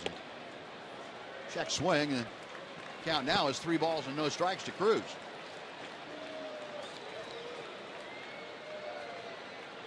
Now, there are under certain circumstances when you wish for the Rangers not to score on the wild pitch, and that was one of them. 3-0 pitch from Sale, way outside, ball 4, and Cruz takes the leadoff walk. Well, the Rangers, been since the first inning that they had a leadoff man get aboard. That was on Kinsler's single, and now Nelly Cruz draws the walk to start off the Rangers' 6th. Jeff Baker now will face Chris Sale. Baker, a long solo home run in the 2nd inning. Last time up, he struck out against Sale. Left-hander, a check of first. And a ground ball right back to him. Could be a double play. Ramirez and on to first base. A 1-6-3 twin killing. And on one pitch, the Rangers have their leadoff walker removed. And the bases are empty for Mitch Moreland. Yeah, what that does, it probably gives Sale a chance to pitch the 7th inning. His pitch count is in the upper 80s. If he has a long at bat there to Baker, has to face a few more hitters. He's up around 100 pitches. He's probably gone after 6 innings. But now after one pitch, a couple of quick outs, he probably got a chance to go back out there for the 7th inning. Their bullpen has been struggling. They got off to a great start, but last week or 10 days, the bullpen has really struggled. Well, here's Mitch. Walked and scored in the 2nd. Last time up, line to right field. And again, leaning on that breaking ball, he takes it for ball 1. Inning by inning, Sale that 34-pitch 2nd inning. And he's recovered pretty well. And Rangers failed to deliver the knockout blow. That's out of play. Club level on the left side. 1-1 to Moreland.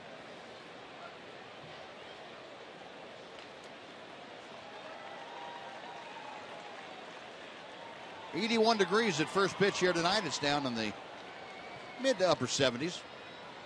Light breeze drifting in from left field. Very comfortable evening as Sale goes back to work. And Moreland skies one shallow left field. Long run for De Aza. Still coming, and on the run he makes the catch. Nice play by Alejandro De Aza, and that takes care of the Rangers in the 6th inning. We'll move to inning number 7. Rangers 2, White Sox 2 on Fox Sports Southwest.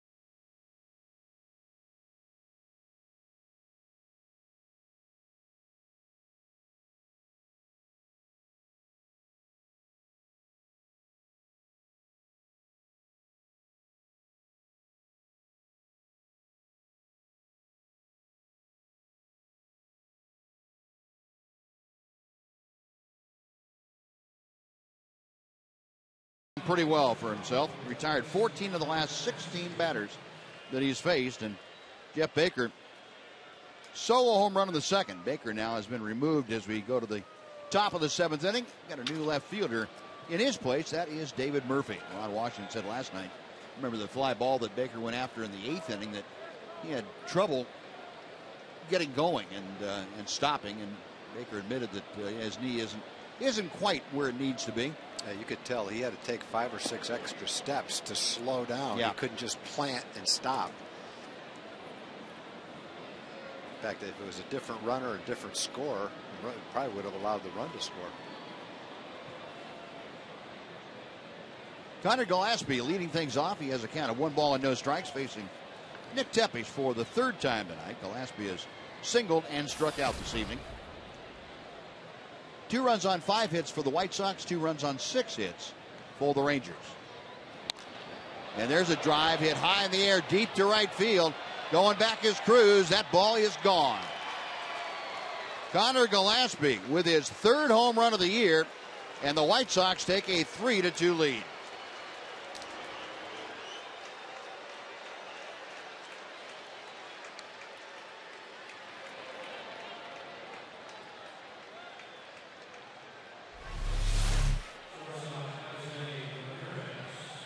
Bottom of the strike zone, the ball sinking, but he was still able to go down and lift that ball. I thought it might have been a changeup. I didn't see the radar gun speed, but the way he swung at it, got out a little bit out in front of it and lifted that ball that was sinking.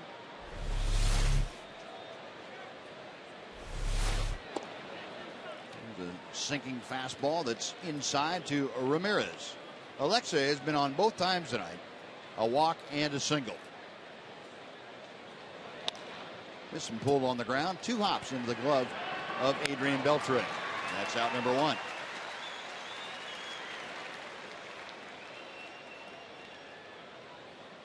So Ramirez retired. Now Tyler Flowers will face Nick Tepesch.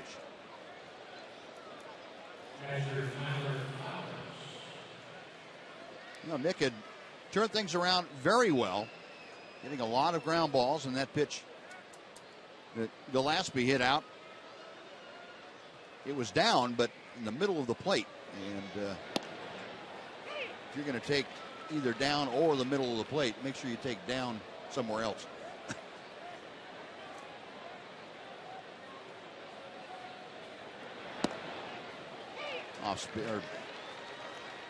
Sinking fastball for a strike. Flowers grounded into a double play. That came back in the 2nd inning. Tapped right back to the box in the 4th inning.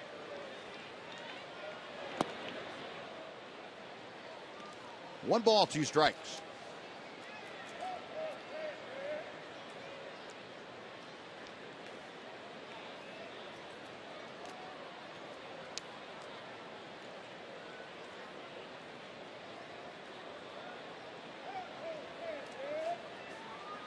Flowers did not play in last night's ball game. He's 0 for his last 17 times to the plate. Tepesch missing wide. 1 ball and 2 strikes now. We'll make that 2-2. Joseph Ortiz is starting to loosen along with Jason Frazier. That pitch just off the outside corner. Again, Giovanni Soto holding that pose and an attempt to get the call, but it never came.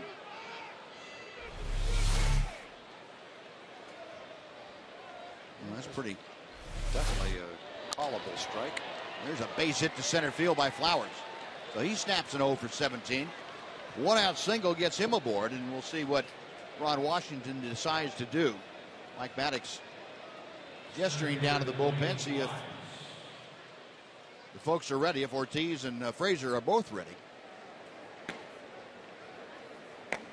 And with Dwayne Wise at the plate, Ron Washington is going to let Nick Tepesch go ahead and work to him. Wise twice has grounded out against Tepesch tonight.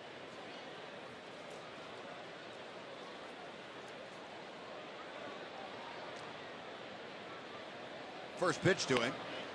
Fastball to the outside corner.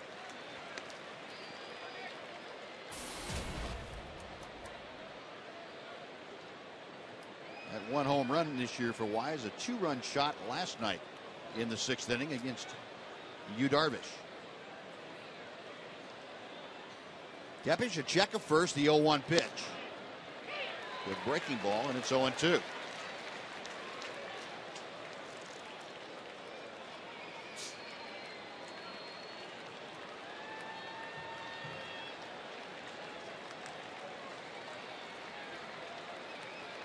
Nick getting ready to throw his 101st pitch of the evening.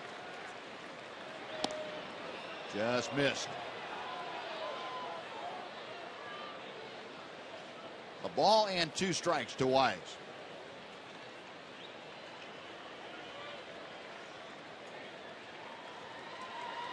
Tyler Flowers, not a fast runner at first base.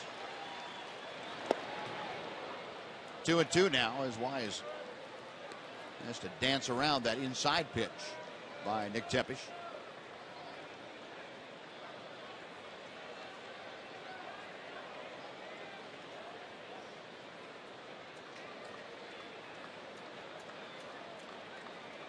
Nick okays the sign from Soto. And first base way goes the throw as Flowers dives back.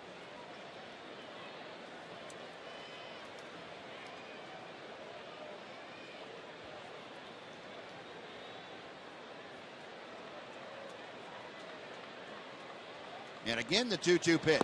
Got him swinging. Good breaking ball down and in. And Wise becomes a 4th strikeout tonight for Nick Tepish. 2 away, back to the top of the order for Alejandro De Aza. Wheels are turning. Wash trying to decide what he wants to do, but that's an excellent curveball right there. Looks like it's hittable until right now, and then it's out of the strike zone.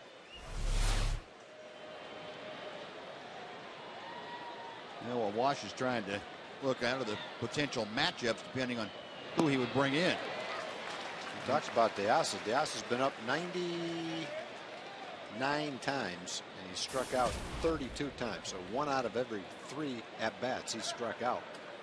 It's a little bit high for a leadoff hitter. Yeah, yeah. And he is 1 for 3 tonight.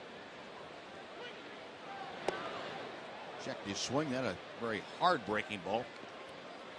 1-1 now. Diaz has had 22 hits. 9 of them have been extra base hits, 5 doubles, 4 home runs. His on base percentage, .272 for a leadoff hitter.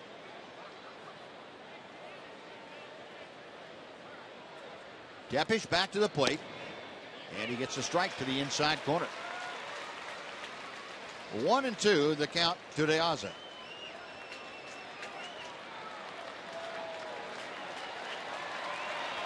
Crowd now starting to let their support be known for Nick Tepish. The 1-2 pitch, way inside, 2-2.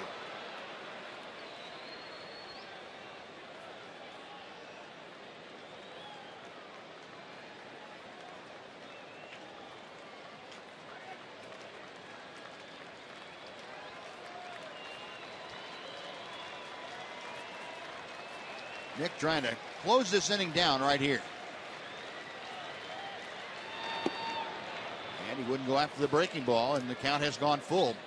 So with 2 outs, Flowers will be off and moving with the next Tepish offering. If De Aza gets aboard, Jeff Keppinger, the second baseman, is waiting in the on-deck circle.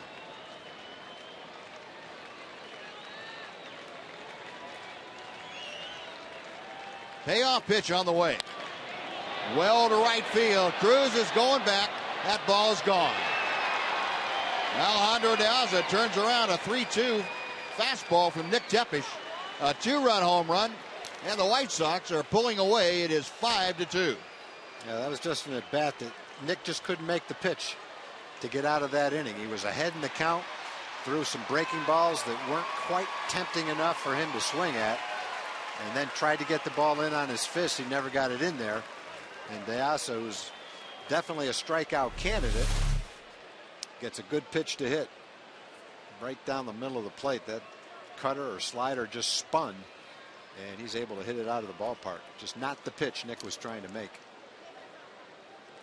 So 2 home runs in the inning along with a single, and that's going to be the end of the night for Nick Tepesch. 6 2/3 innings of work. Tepesch is departed. Jason Frazier coming on. Well, Frazier comes in and starts his warm-up tosses. We will take a timeout with the White Sox leading 5-2 on Fox Sports Southwest.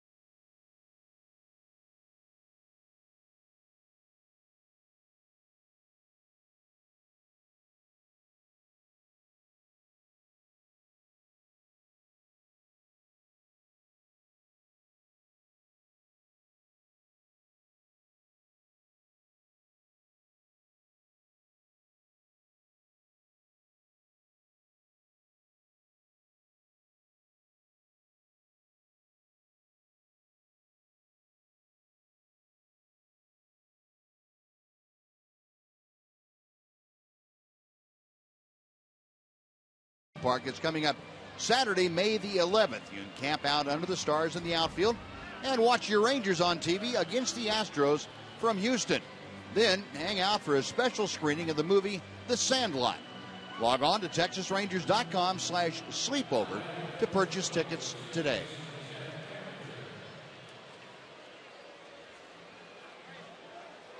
Jason Frazier on out of the Ranger bullpen. He will take over here with the White Sox leading 5-2 in the 7th inning. Base is empty. Nick Tepesch worked the first 6 2/3. Jeff Keppinger is the hitter.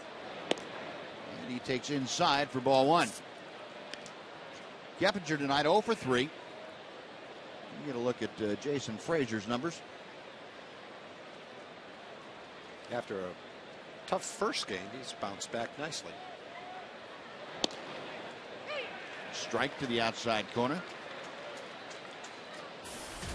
The only team besides the Toronto Blue Jays that Jason Frazier pitched for were the Chicago White Sox year before last. Came over at the trade deadline and worked the last half of the season for him. This is inside. 2-1, the count to Keppinger. Frazier, a 35-year-old veteran. Keppinger waiting as Frazier gets set. Rip and a miss. And it's 2-2. Nick Tepesch, 6 2/3, 8 hits, 5 runs. They were all earned. A couple of home runs, 2 walks, and 4 strikeouts. Oh, he's so close to getting out of that 7th inning in a really close game, 3-2 ball game. Just couldn't quite make the last pitch to get out of the inning and turned a quality start into 5 runs in 6 2/3. But all in all, for most of that game, he threw well. And Frazier gets the called 3rd strike. Keppinger is retired.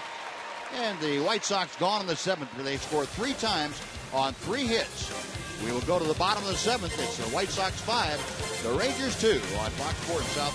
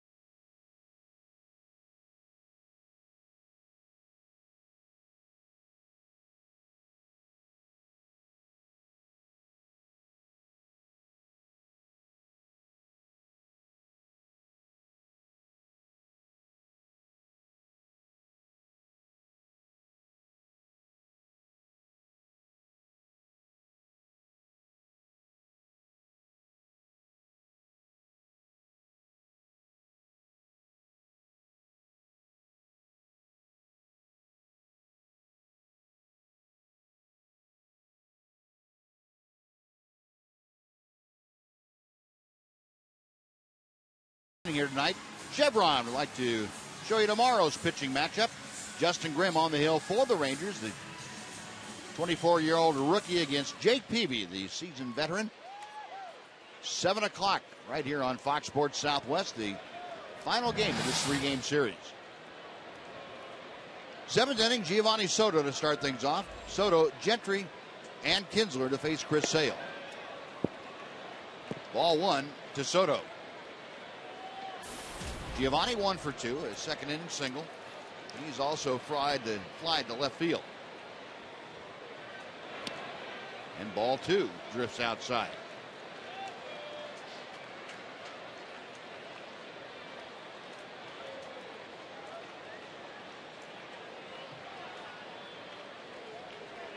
Sale back to the plate. 2-1.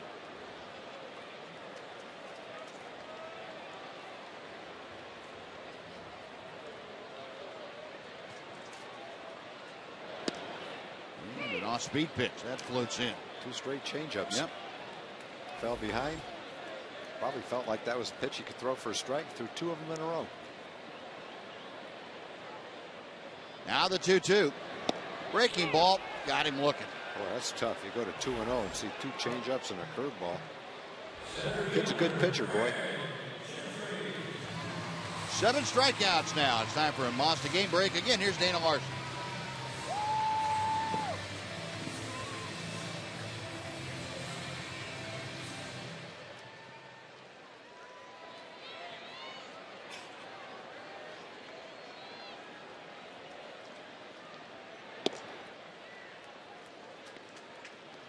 All right, Dana, thank you very much. Boy, Knapp is off to some kind of start, isn't he? Yes, so.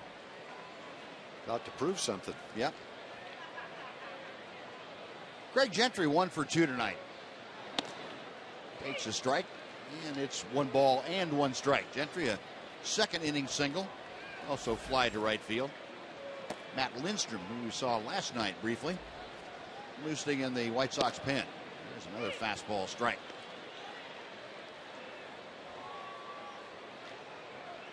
Greg trying to work the count a little bit, get aboard here with 1 out. Rangers trailing by 3. Loops that down the right field line. It's slicing and going foul. Off the sidewall, and we'll come back and try it again at a ball and 2 strikes.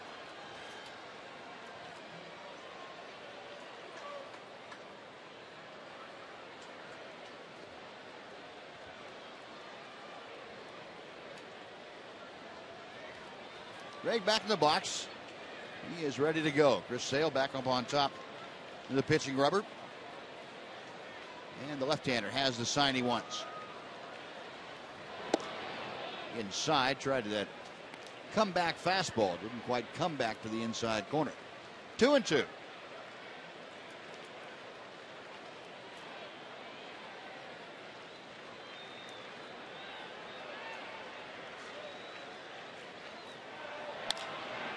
Got him on the fist. Oh, look what I found. Gillespie reaching out and snaring that ball on a tough hop. Throws out Gentry. 2 gone.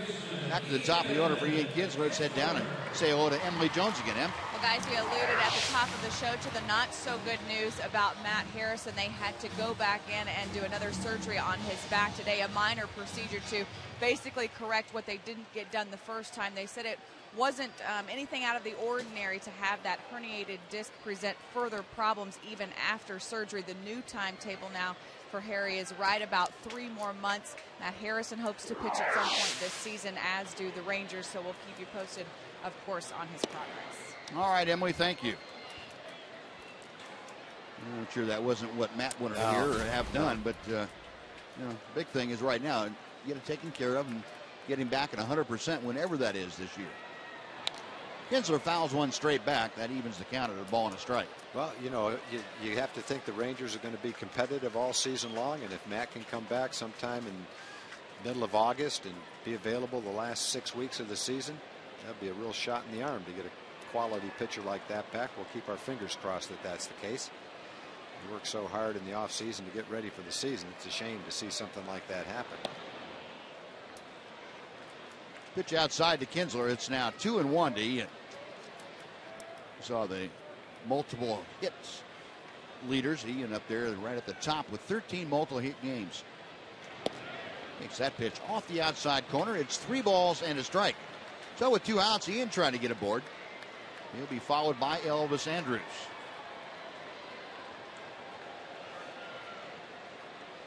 Sale to the wind, the 3-1 to Kinsler. That'll run the count full.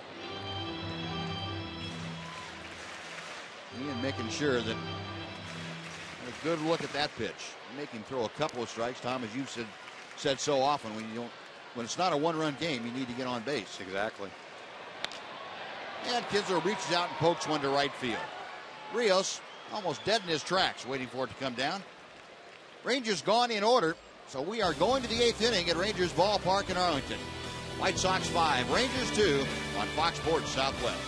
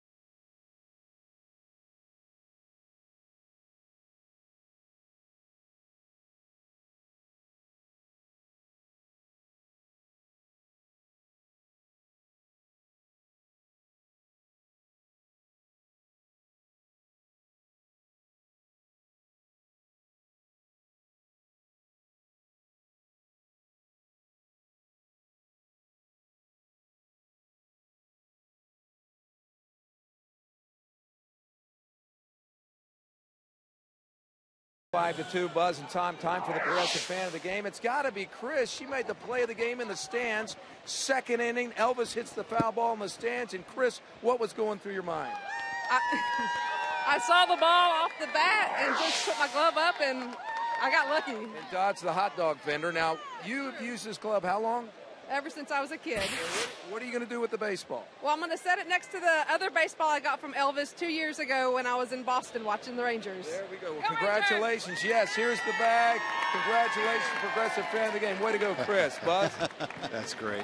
Good job, Noxie. Yeah. She's played some ball before somewhere, though. Yep. She couldn't reach up and make that play like that. I don't think that was luck at all. Yeah, maybe lucky that it came to her, but not luck that she caught it. Looked like if she had room, she would have charged it, too.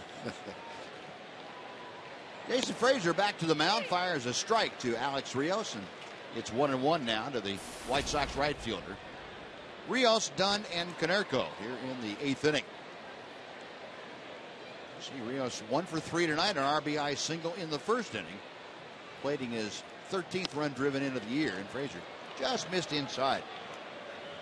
2-1.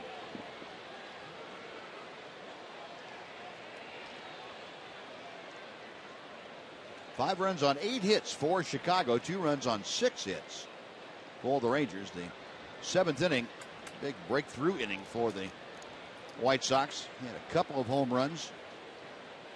Solo home run by Gillespie put him ahead. And then the 2-run home run by De Aza sealed the fate of Nick Tepesch.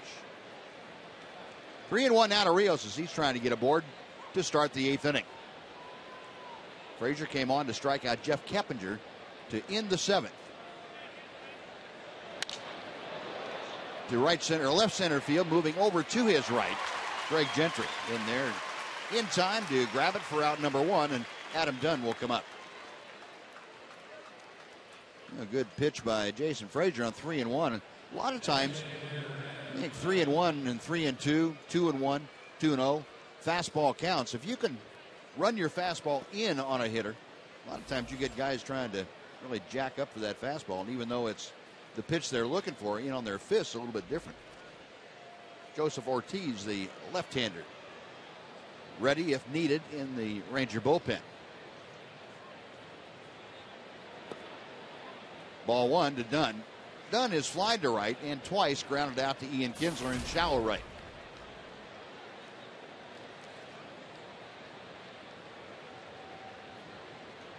Dunn, the veteran power hitter. Boy, he is a fully grown man. He's a big fella. That's an imposing figure. Compare him to Jason. Off speed and on the outside corner. 1-1.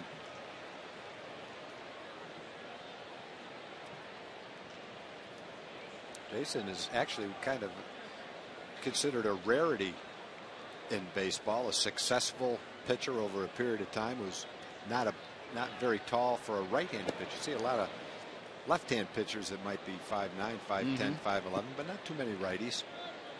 Jason's enjoyed a nice career.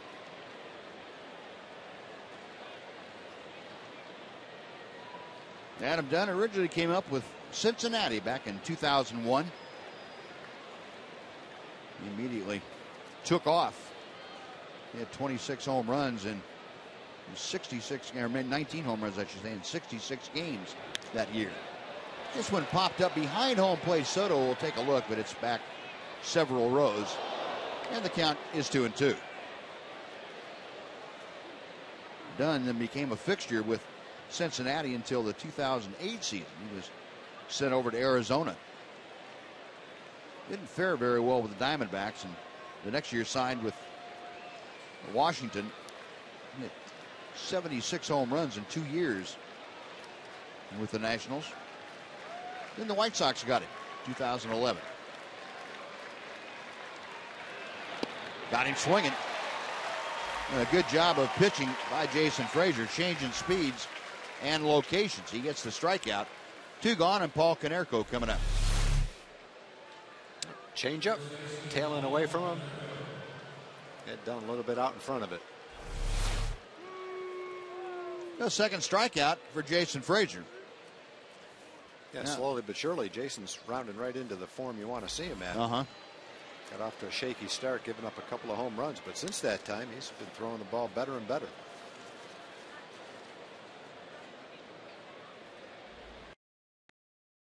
Two tonight, a double, a walk, a run scored. And he looks at strike one.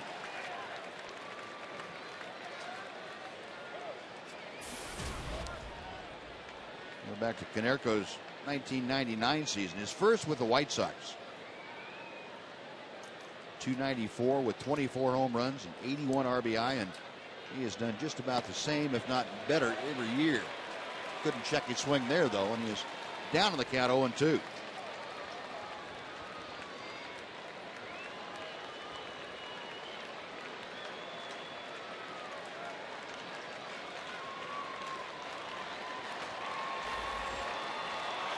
Jesse Crain, hard throwing right-hander.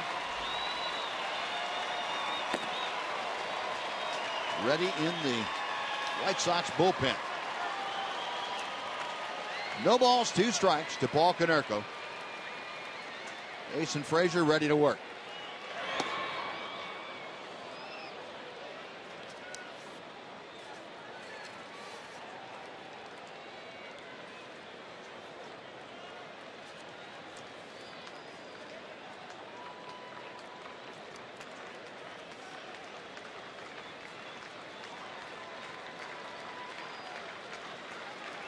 Frazier's 1-2 pitch. And the count is even now to Konerko.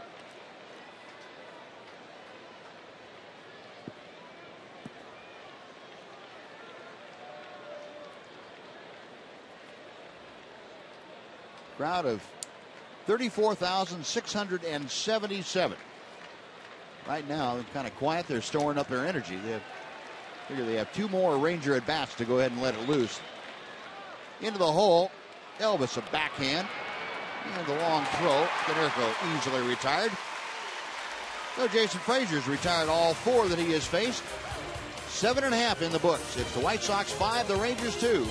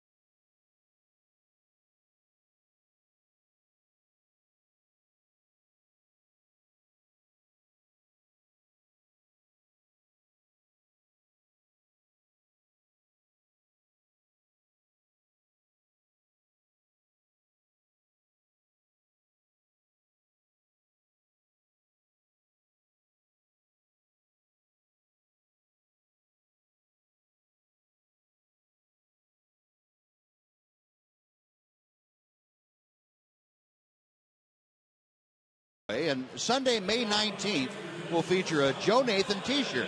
That's courtesy of Snapple and Brookshire. That's for the first 10,000 fans, 13 and under. Tickets are available for May 19th at TexasRangers.com, or you can call 972-RANGERS to get your tickets today. Jesse Crane coming in to pitch. He's been an excellent setup reliever for a number of years, 7 or 8, 9 years.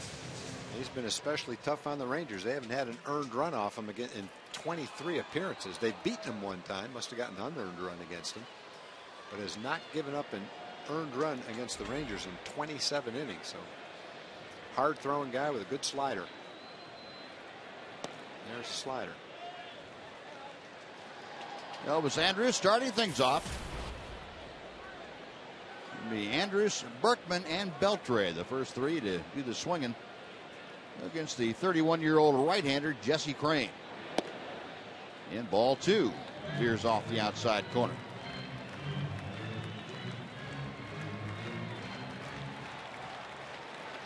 Elvis 0 for 3 tonight. A couple of strikeouts and a ground ball to short. 2-1.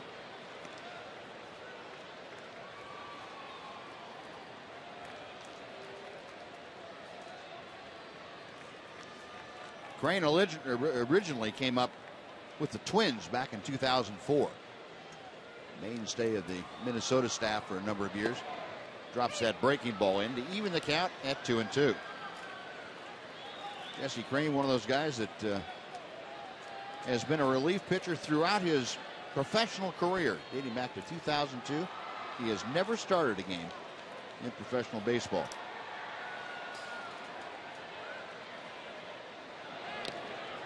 Elvis just getting a piece of that pitch to stay alive.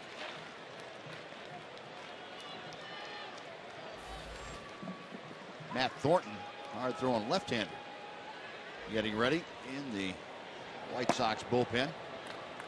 Well, they have some arms in that White Sox pen. Yeah, Thornton's been throwing 96 miles an hour forever.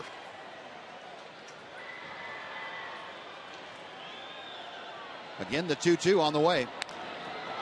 That's out of play as it twists down the right field line and back into the seats. White Sox bullpen got off to a great start. At a 1.63 ERA after their first 17 games. But in the next 8 games, the last 18 games, it's 7.42. It's really been a struggling bullpen lately.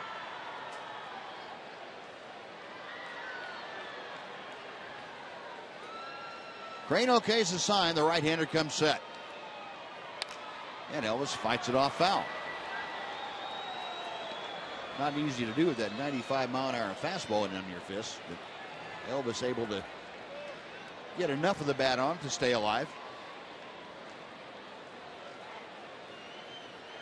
Rangers need a couple of base runners. They trail 5-2 here in the bottom of the 8th inning.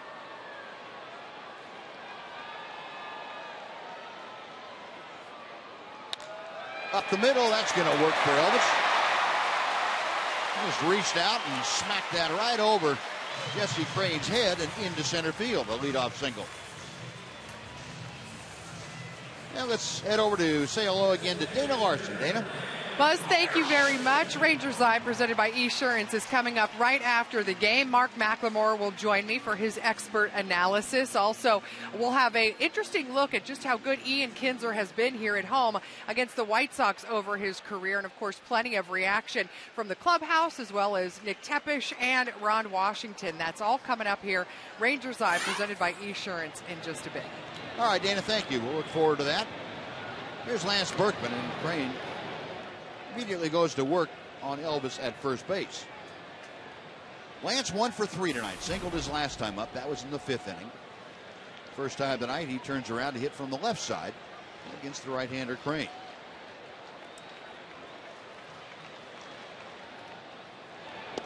Off speed and finds the back door open. It is 0-1.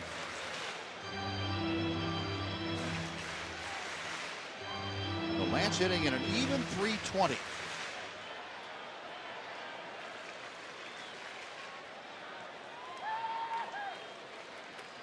Elvis being held on at first by Paul Konerko.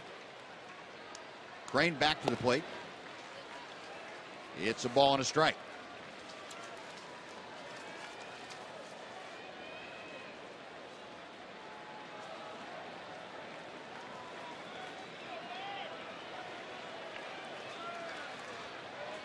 Fowler Flowers flashing the signs out. Crane has one to work with.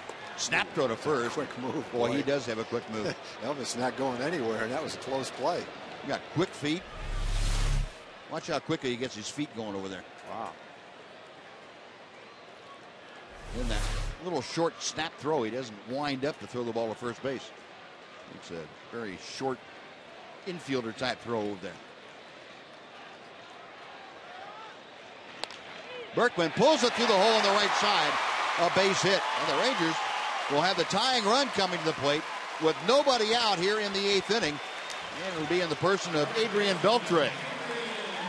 And you got to get inside Robin Ventura's head with probably something like, I think I've seen this before lately. You mentioned the bullpen has really struggled, Tom.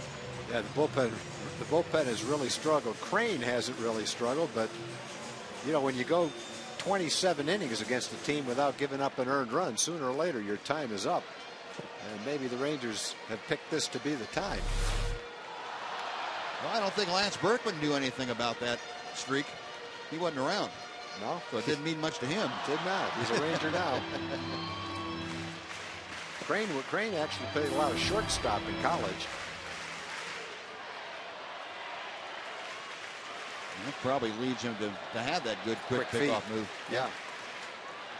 Well, here's Adrian, who is 0 for 3 tonight, a couple of strikeouts and a ground out. Oh, he had a good rip at that 94-mile-an-hour fastball last night. Adrian Beltre against Jones, and that was back in about the 5th row of the out-of-town scoreboard. Beltre's 5th home run of the year. And right now he has a couple of runners aboard. He represents the tying run, and I think he'd like to have a mulligan. He had a great swing at it. Great pitch to hit, too. And another one, this a little bit higher, that he fouled straight back. And very quickly, the count goes to no balls and 2 strikes. Well, Jesse Crane, I'm going to say he's gotten away with at least one pitch to Beltre. And maybe 2 of them. Here on the first day of May. May not get away with those in another couple of weeks. And Crane backing off, and Now he's back on top. Elvis at second, Berkman at first.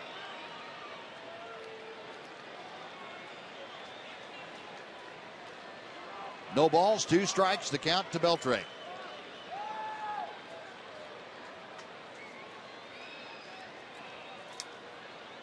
And Crane deals. Little tapper down the third baseline. That's going to veer off into foul territory. That would have been a thing of beauty if that thing stayed fair to load the bases with nobody out. Down 0-2 to a tough pitcher. Crane coming into the game, pitched 10 innings, struck out 14. Tells you a little bit about the kind of stuff he's got. And Joe Nathan, just in case, loosening in the Ranger bullpen.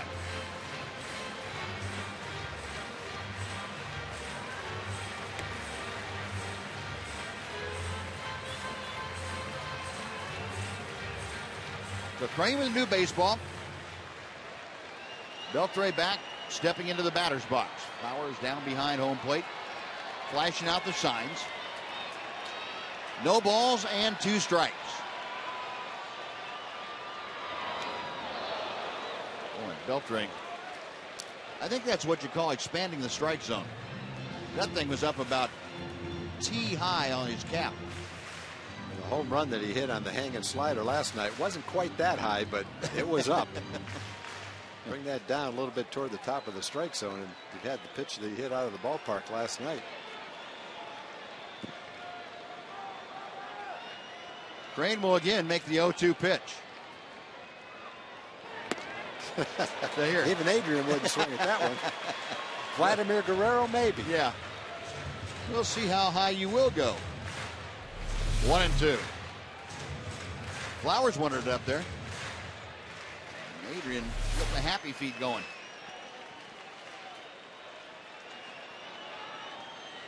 Crane a check of second.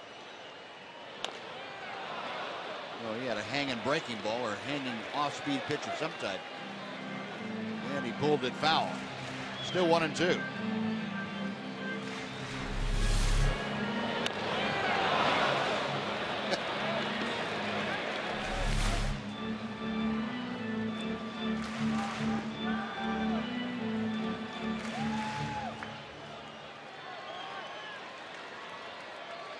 Come out and watch Adrian. You never know what you're going to get defensively as far as the great plays, but you also never know what you're going to get around home plate.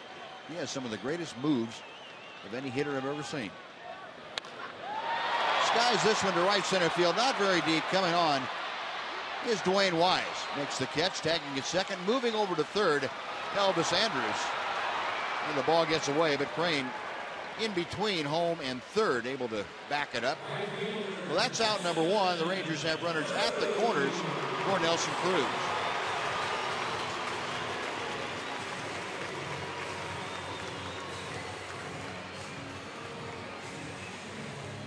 Cruz 0 for 2 with a walk tonight. The Rangers got the right guys coming up in a 3-run game with 2 men on base.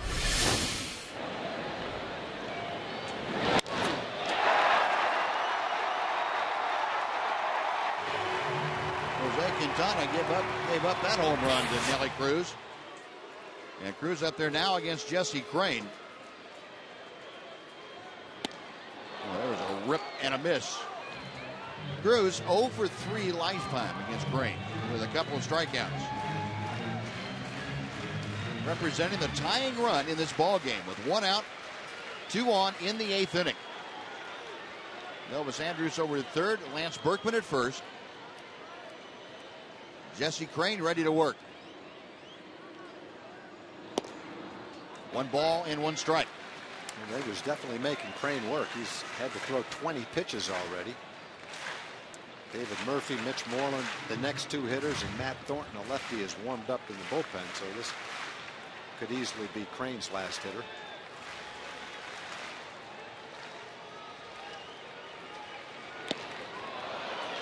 Nelly Cruz trying to catch up with that fastball, couldn't do it. 1-2 now.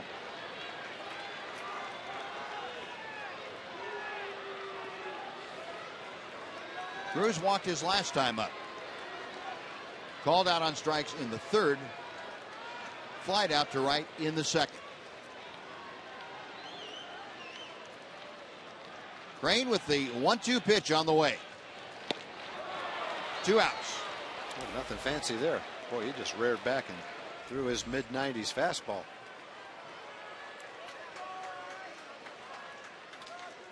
Robin Ventura headed out to the mound, and as Tom told you, that probably is and is going to be it for Jesse Crane. You have the left-hander Matt Thornton ready, and a couple of left-handers are due up next for the Rangers. So Crane gives up back-to-back singles to start the 8th, but then gets a fly ball and a strikeout. He will leave with the 2 on base, his responsibility. Matt Thornton coming on, and while he makes his way in from the bullpen, we will take another timeout. 5-2 the score, with the White Sox leading the Rangers on Fox Sports Southwest.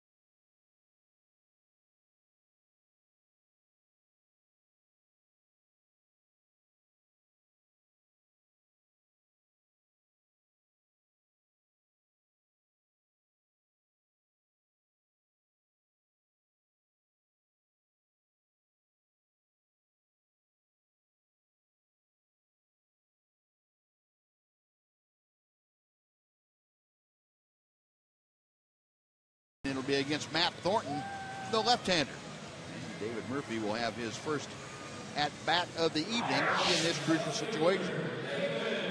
Well, Matt Thornton will be appearing in his 12th game. Lefties are only 3 for 17 against him so far this season, but 2 of the 3 hits have been home runs. And so with a left-hand hitter who can hit a home run in a 3-run game, maybe you got another chance for one. 2011, 2012, he only gave up 2 left-handed home runs total in 2 years. He's given up 2 already this year. And David Murphy now with his first at bat of the night. He's taking over defensively for Jeff Baker. And he fouls back the first pitch right over our heads. And out of play, it's 0-1. Murphy is 1 for 6 in his career against Thornton. That one hit, a double. Here are the numbers for David, 176. So far, a couple of home runs, 7 driven in. Thornton, the 6'6" lefty, hits the outside corner. It's 0-2.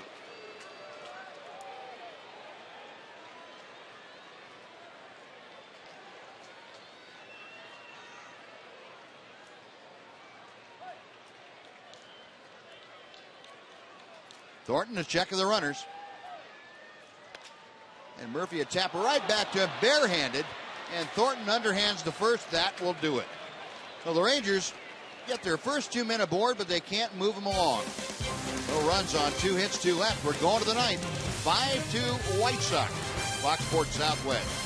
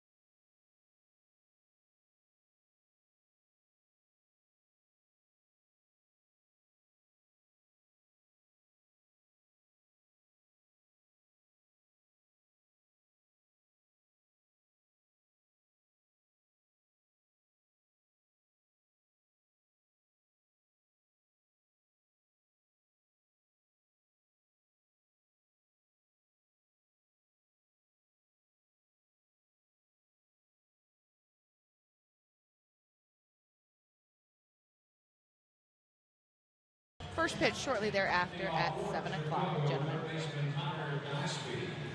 All right, Emily, thank you. Now we head to the ninth inning here this evening, and the 22-year-old left-hander Joseph Ortiz is on. Well, Joseph gave up a little bit in his last game. Got off to a great start. Trying to recapture that early April magic. Nice job by Jason Frazier. Faced 4 batters, struck out 2 of them. And Ortiz goes to work against Connor Gillespie and throws a strike to the outside corner.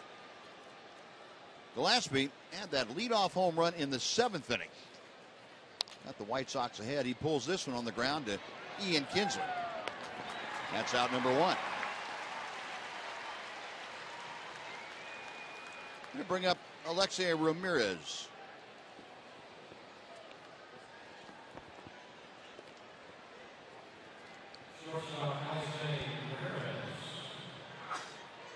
Ortiz from Caracas, Venezuela. 22-year-old. Listed at 5'7", 175, and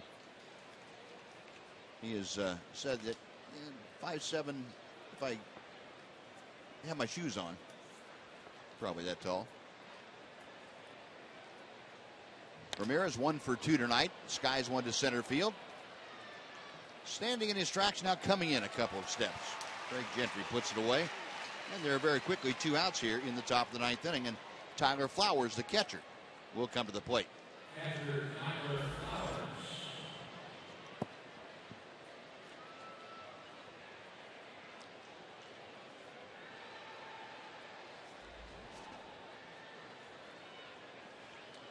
Flowers 1 for 3. Had a single and scored in the 7th inning.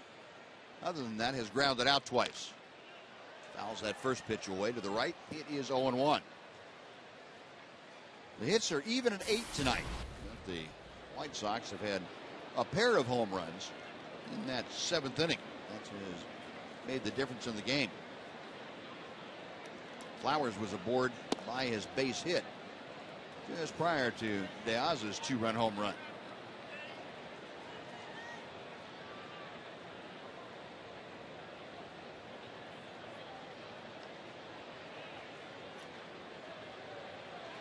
One ball, 1 strike. And Ortiz missing down and in, 2-1.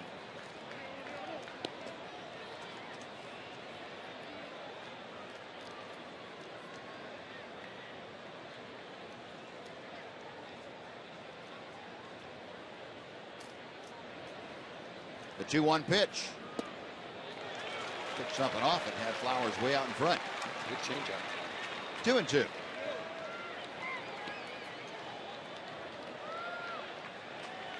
Ortiz, the 3rd pitcher used tonight by Ron Washington. Nick Tepesch started, then Jason Frazier. A little chopper foul. We'll try it again. 2 balls and 2 strikes.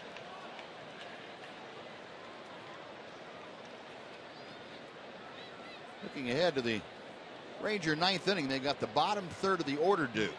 Moreland, Soto, and Gentry.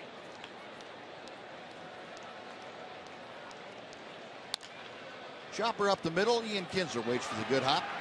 On to first. Doing a nice job by Joseph Ortiz. 3 up and 3 down. Rangers coming to bat at the bottom of the 9th inning. 3 to tie. White Sox 5, Rangers 2. Fox Sports Southwest.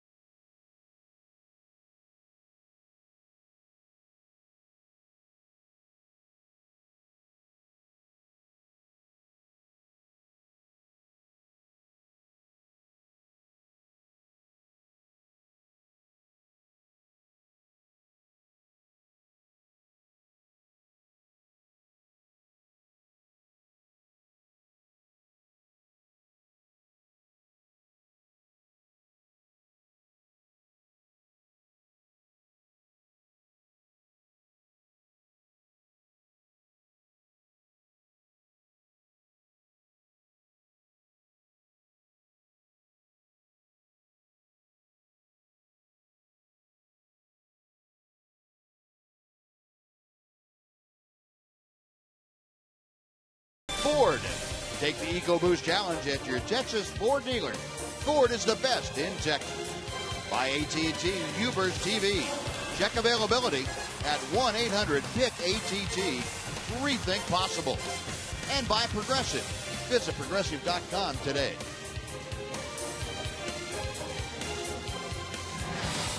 $34,677. The majority of them have donned their rally caps here at Rangers Ballpark in Arlington.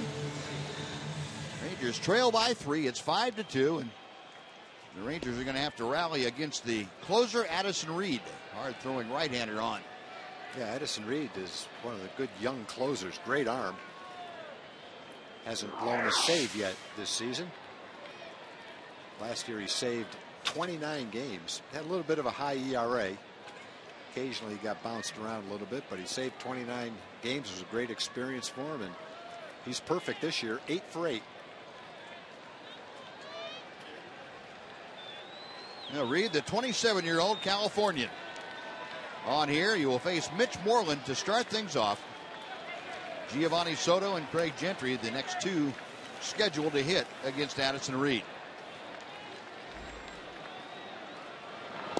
And the first pitch is a bit low for ball 1. Mitch tonight 0 for 2. He walked and scored in the second. Sitson is lined to right and flied to left.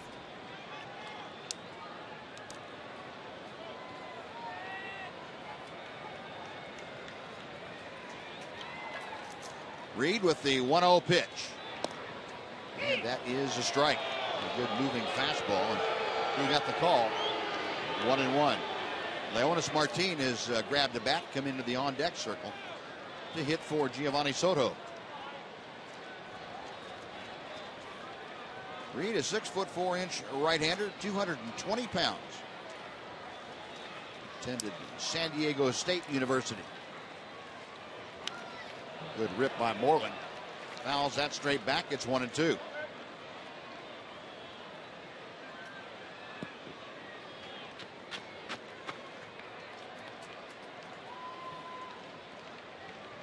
Between Thornton, Reed, Crane, Lindstrom, Jones, got at least 5 guys that can tune it up there well into the 90s. Yep. Now the 1-2 pitch on the way. Got him swinging. Nothing fancy there. Some pretty good gas from Addison Reed. There's one away for the Rangers. And Leonis Martin now will step in the box. Good fastball right at the top of the strike zone.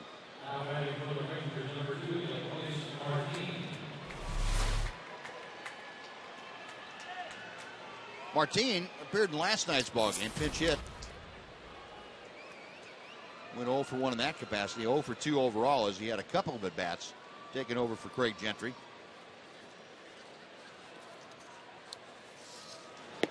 And the first pitch to him is high for ball 1. And the question that some folks were asking prior to the ball game has been answered pretty well about A.J. Pierzynski. Was he available? Well, we look down into the on-deck circle and have the answer to that question. Outside. There's A.J. Ron Washington saying it's pretty much day-to-day. And with A.J. Pierzynski, Ron felt if he was available, that he would be in a pinch hitting role tonight, and that is what's going to happen. 2-0 pitch. 2-1.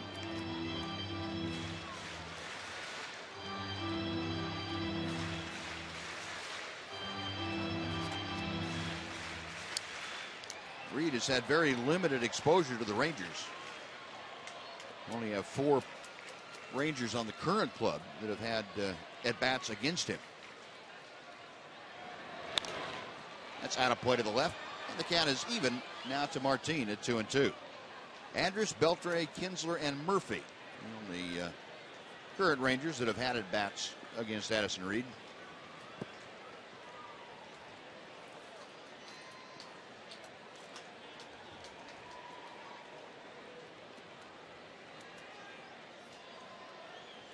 Reed okays the sign, working from the extreme first base side of the pitching rubber. And a little looper out towards short. Ramirez a step or two into the outfield grass. That is out number 2, and now A.J. Przinsky is going to come up and pinch hit for Craig Gentry. Yeah, it's good to see that A.J. is capable of pinch hitting, and if the Rangers were to tie the game to go back into the game, should be able to get back in the lineup pretty soon, if not tomorrow. Well, it's good to see.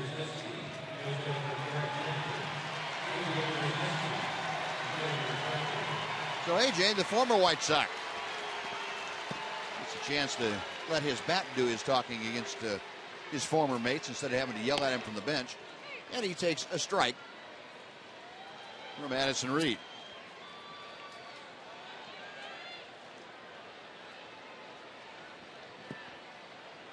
Brzezinski, a .295 hitter this year. 4 home runs, 11 driven in.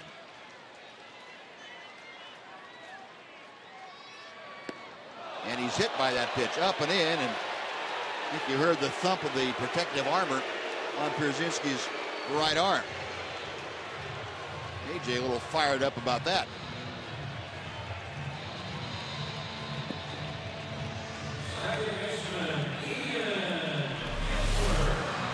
When you get hit by a 95-mile-an-hour pitch, that's when it's nice to have that little padding on your elbow. He almost flicks it off. Yeah. Boom. Stick the elbow up. Make sure it doesn't hit anything else. So Brzezinski aboard. The Rangers still have life. Now back to the top of the order, Ian Kinsler. Ian is 2 for 4 tonight. Pair of singles and an RBI. And Reed fires a strike at the bottom of the strike zone. Kinsler 1 for 4 against Reed. The only Ranger on this team that has had a hit against Addison Reed. That was a single.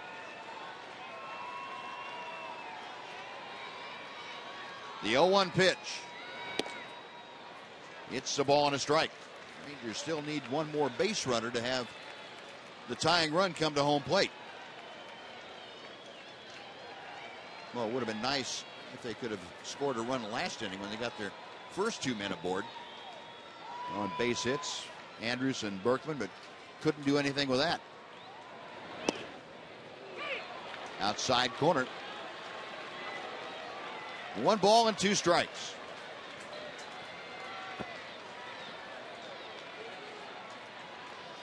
They had a shot after Kinsler had taken third base on the fly ball.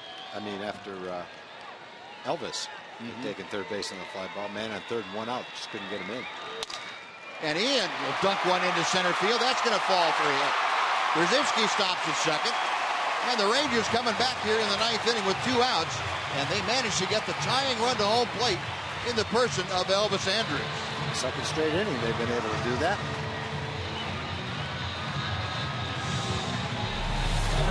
3 more hits for Ian tonight. Boy, he had a tough pitch, too. Slider, going to strike out a lot of right-hand hitters, put it right where he wanted to. But Ian just gets enough bat on it to serve it out into left field. You never know. But 9 hits now tonight for the Rangers. And Elvis Andrus representing the tying run at the plate with 2 outs. Elvis 1 for 4, singled his last time up. That was that leadoff single, as you see, last inning. Got Brzezinski at second, Kinsler at first, and Reed to the plate. Ball 1 is low.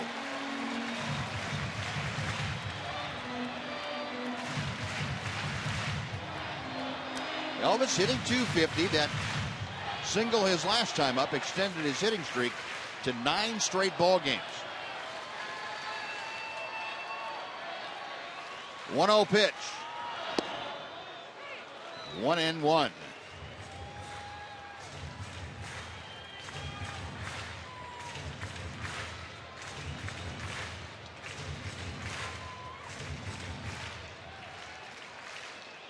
Elvis 0 for 3 against Reed. Brzezinski at second, trailed by Kinsler. The 1-1 pitch. 1-2.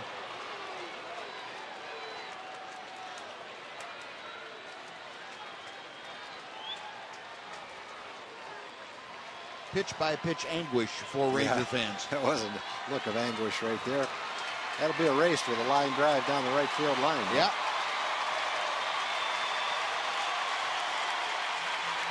The 1-2 pitch to Elvis. Fouled away. Tough pitch there, and he fought it off. Now, Reed is going to have thrown 20 pitches tonight at least. Rangers have not made it easy on any of the White Sox pitchers. Made it hard on the fans.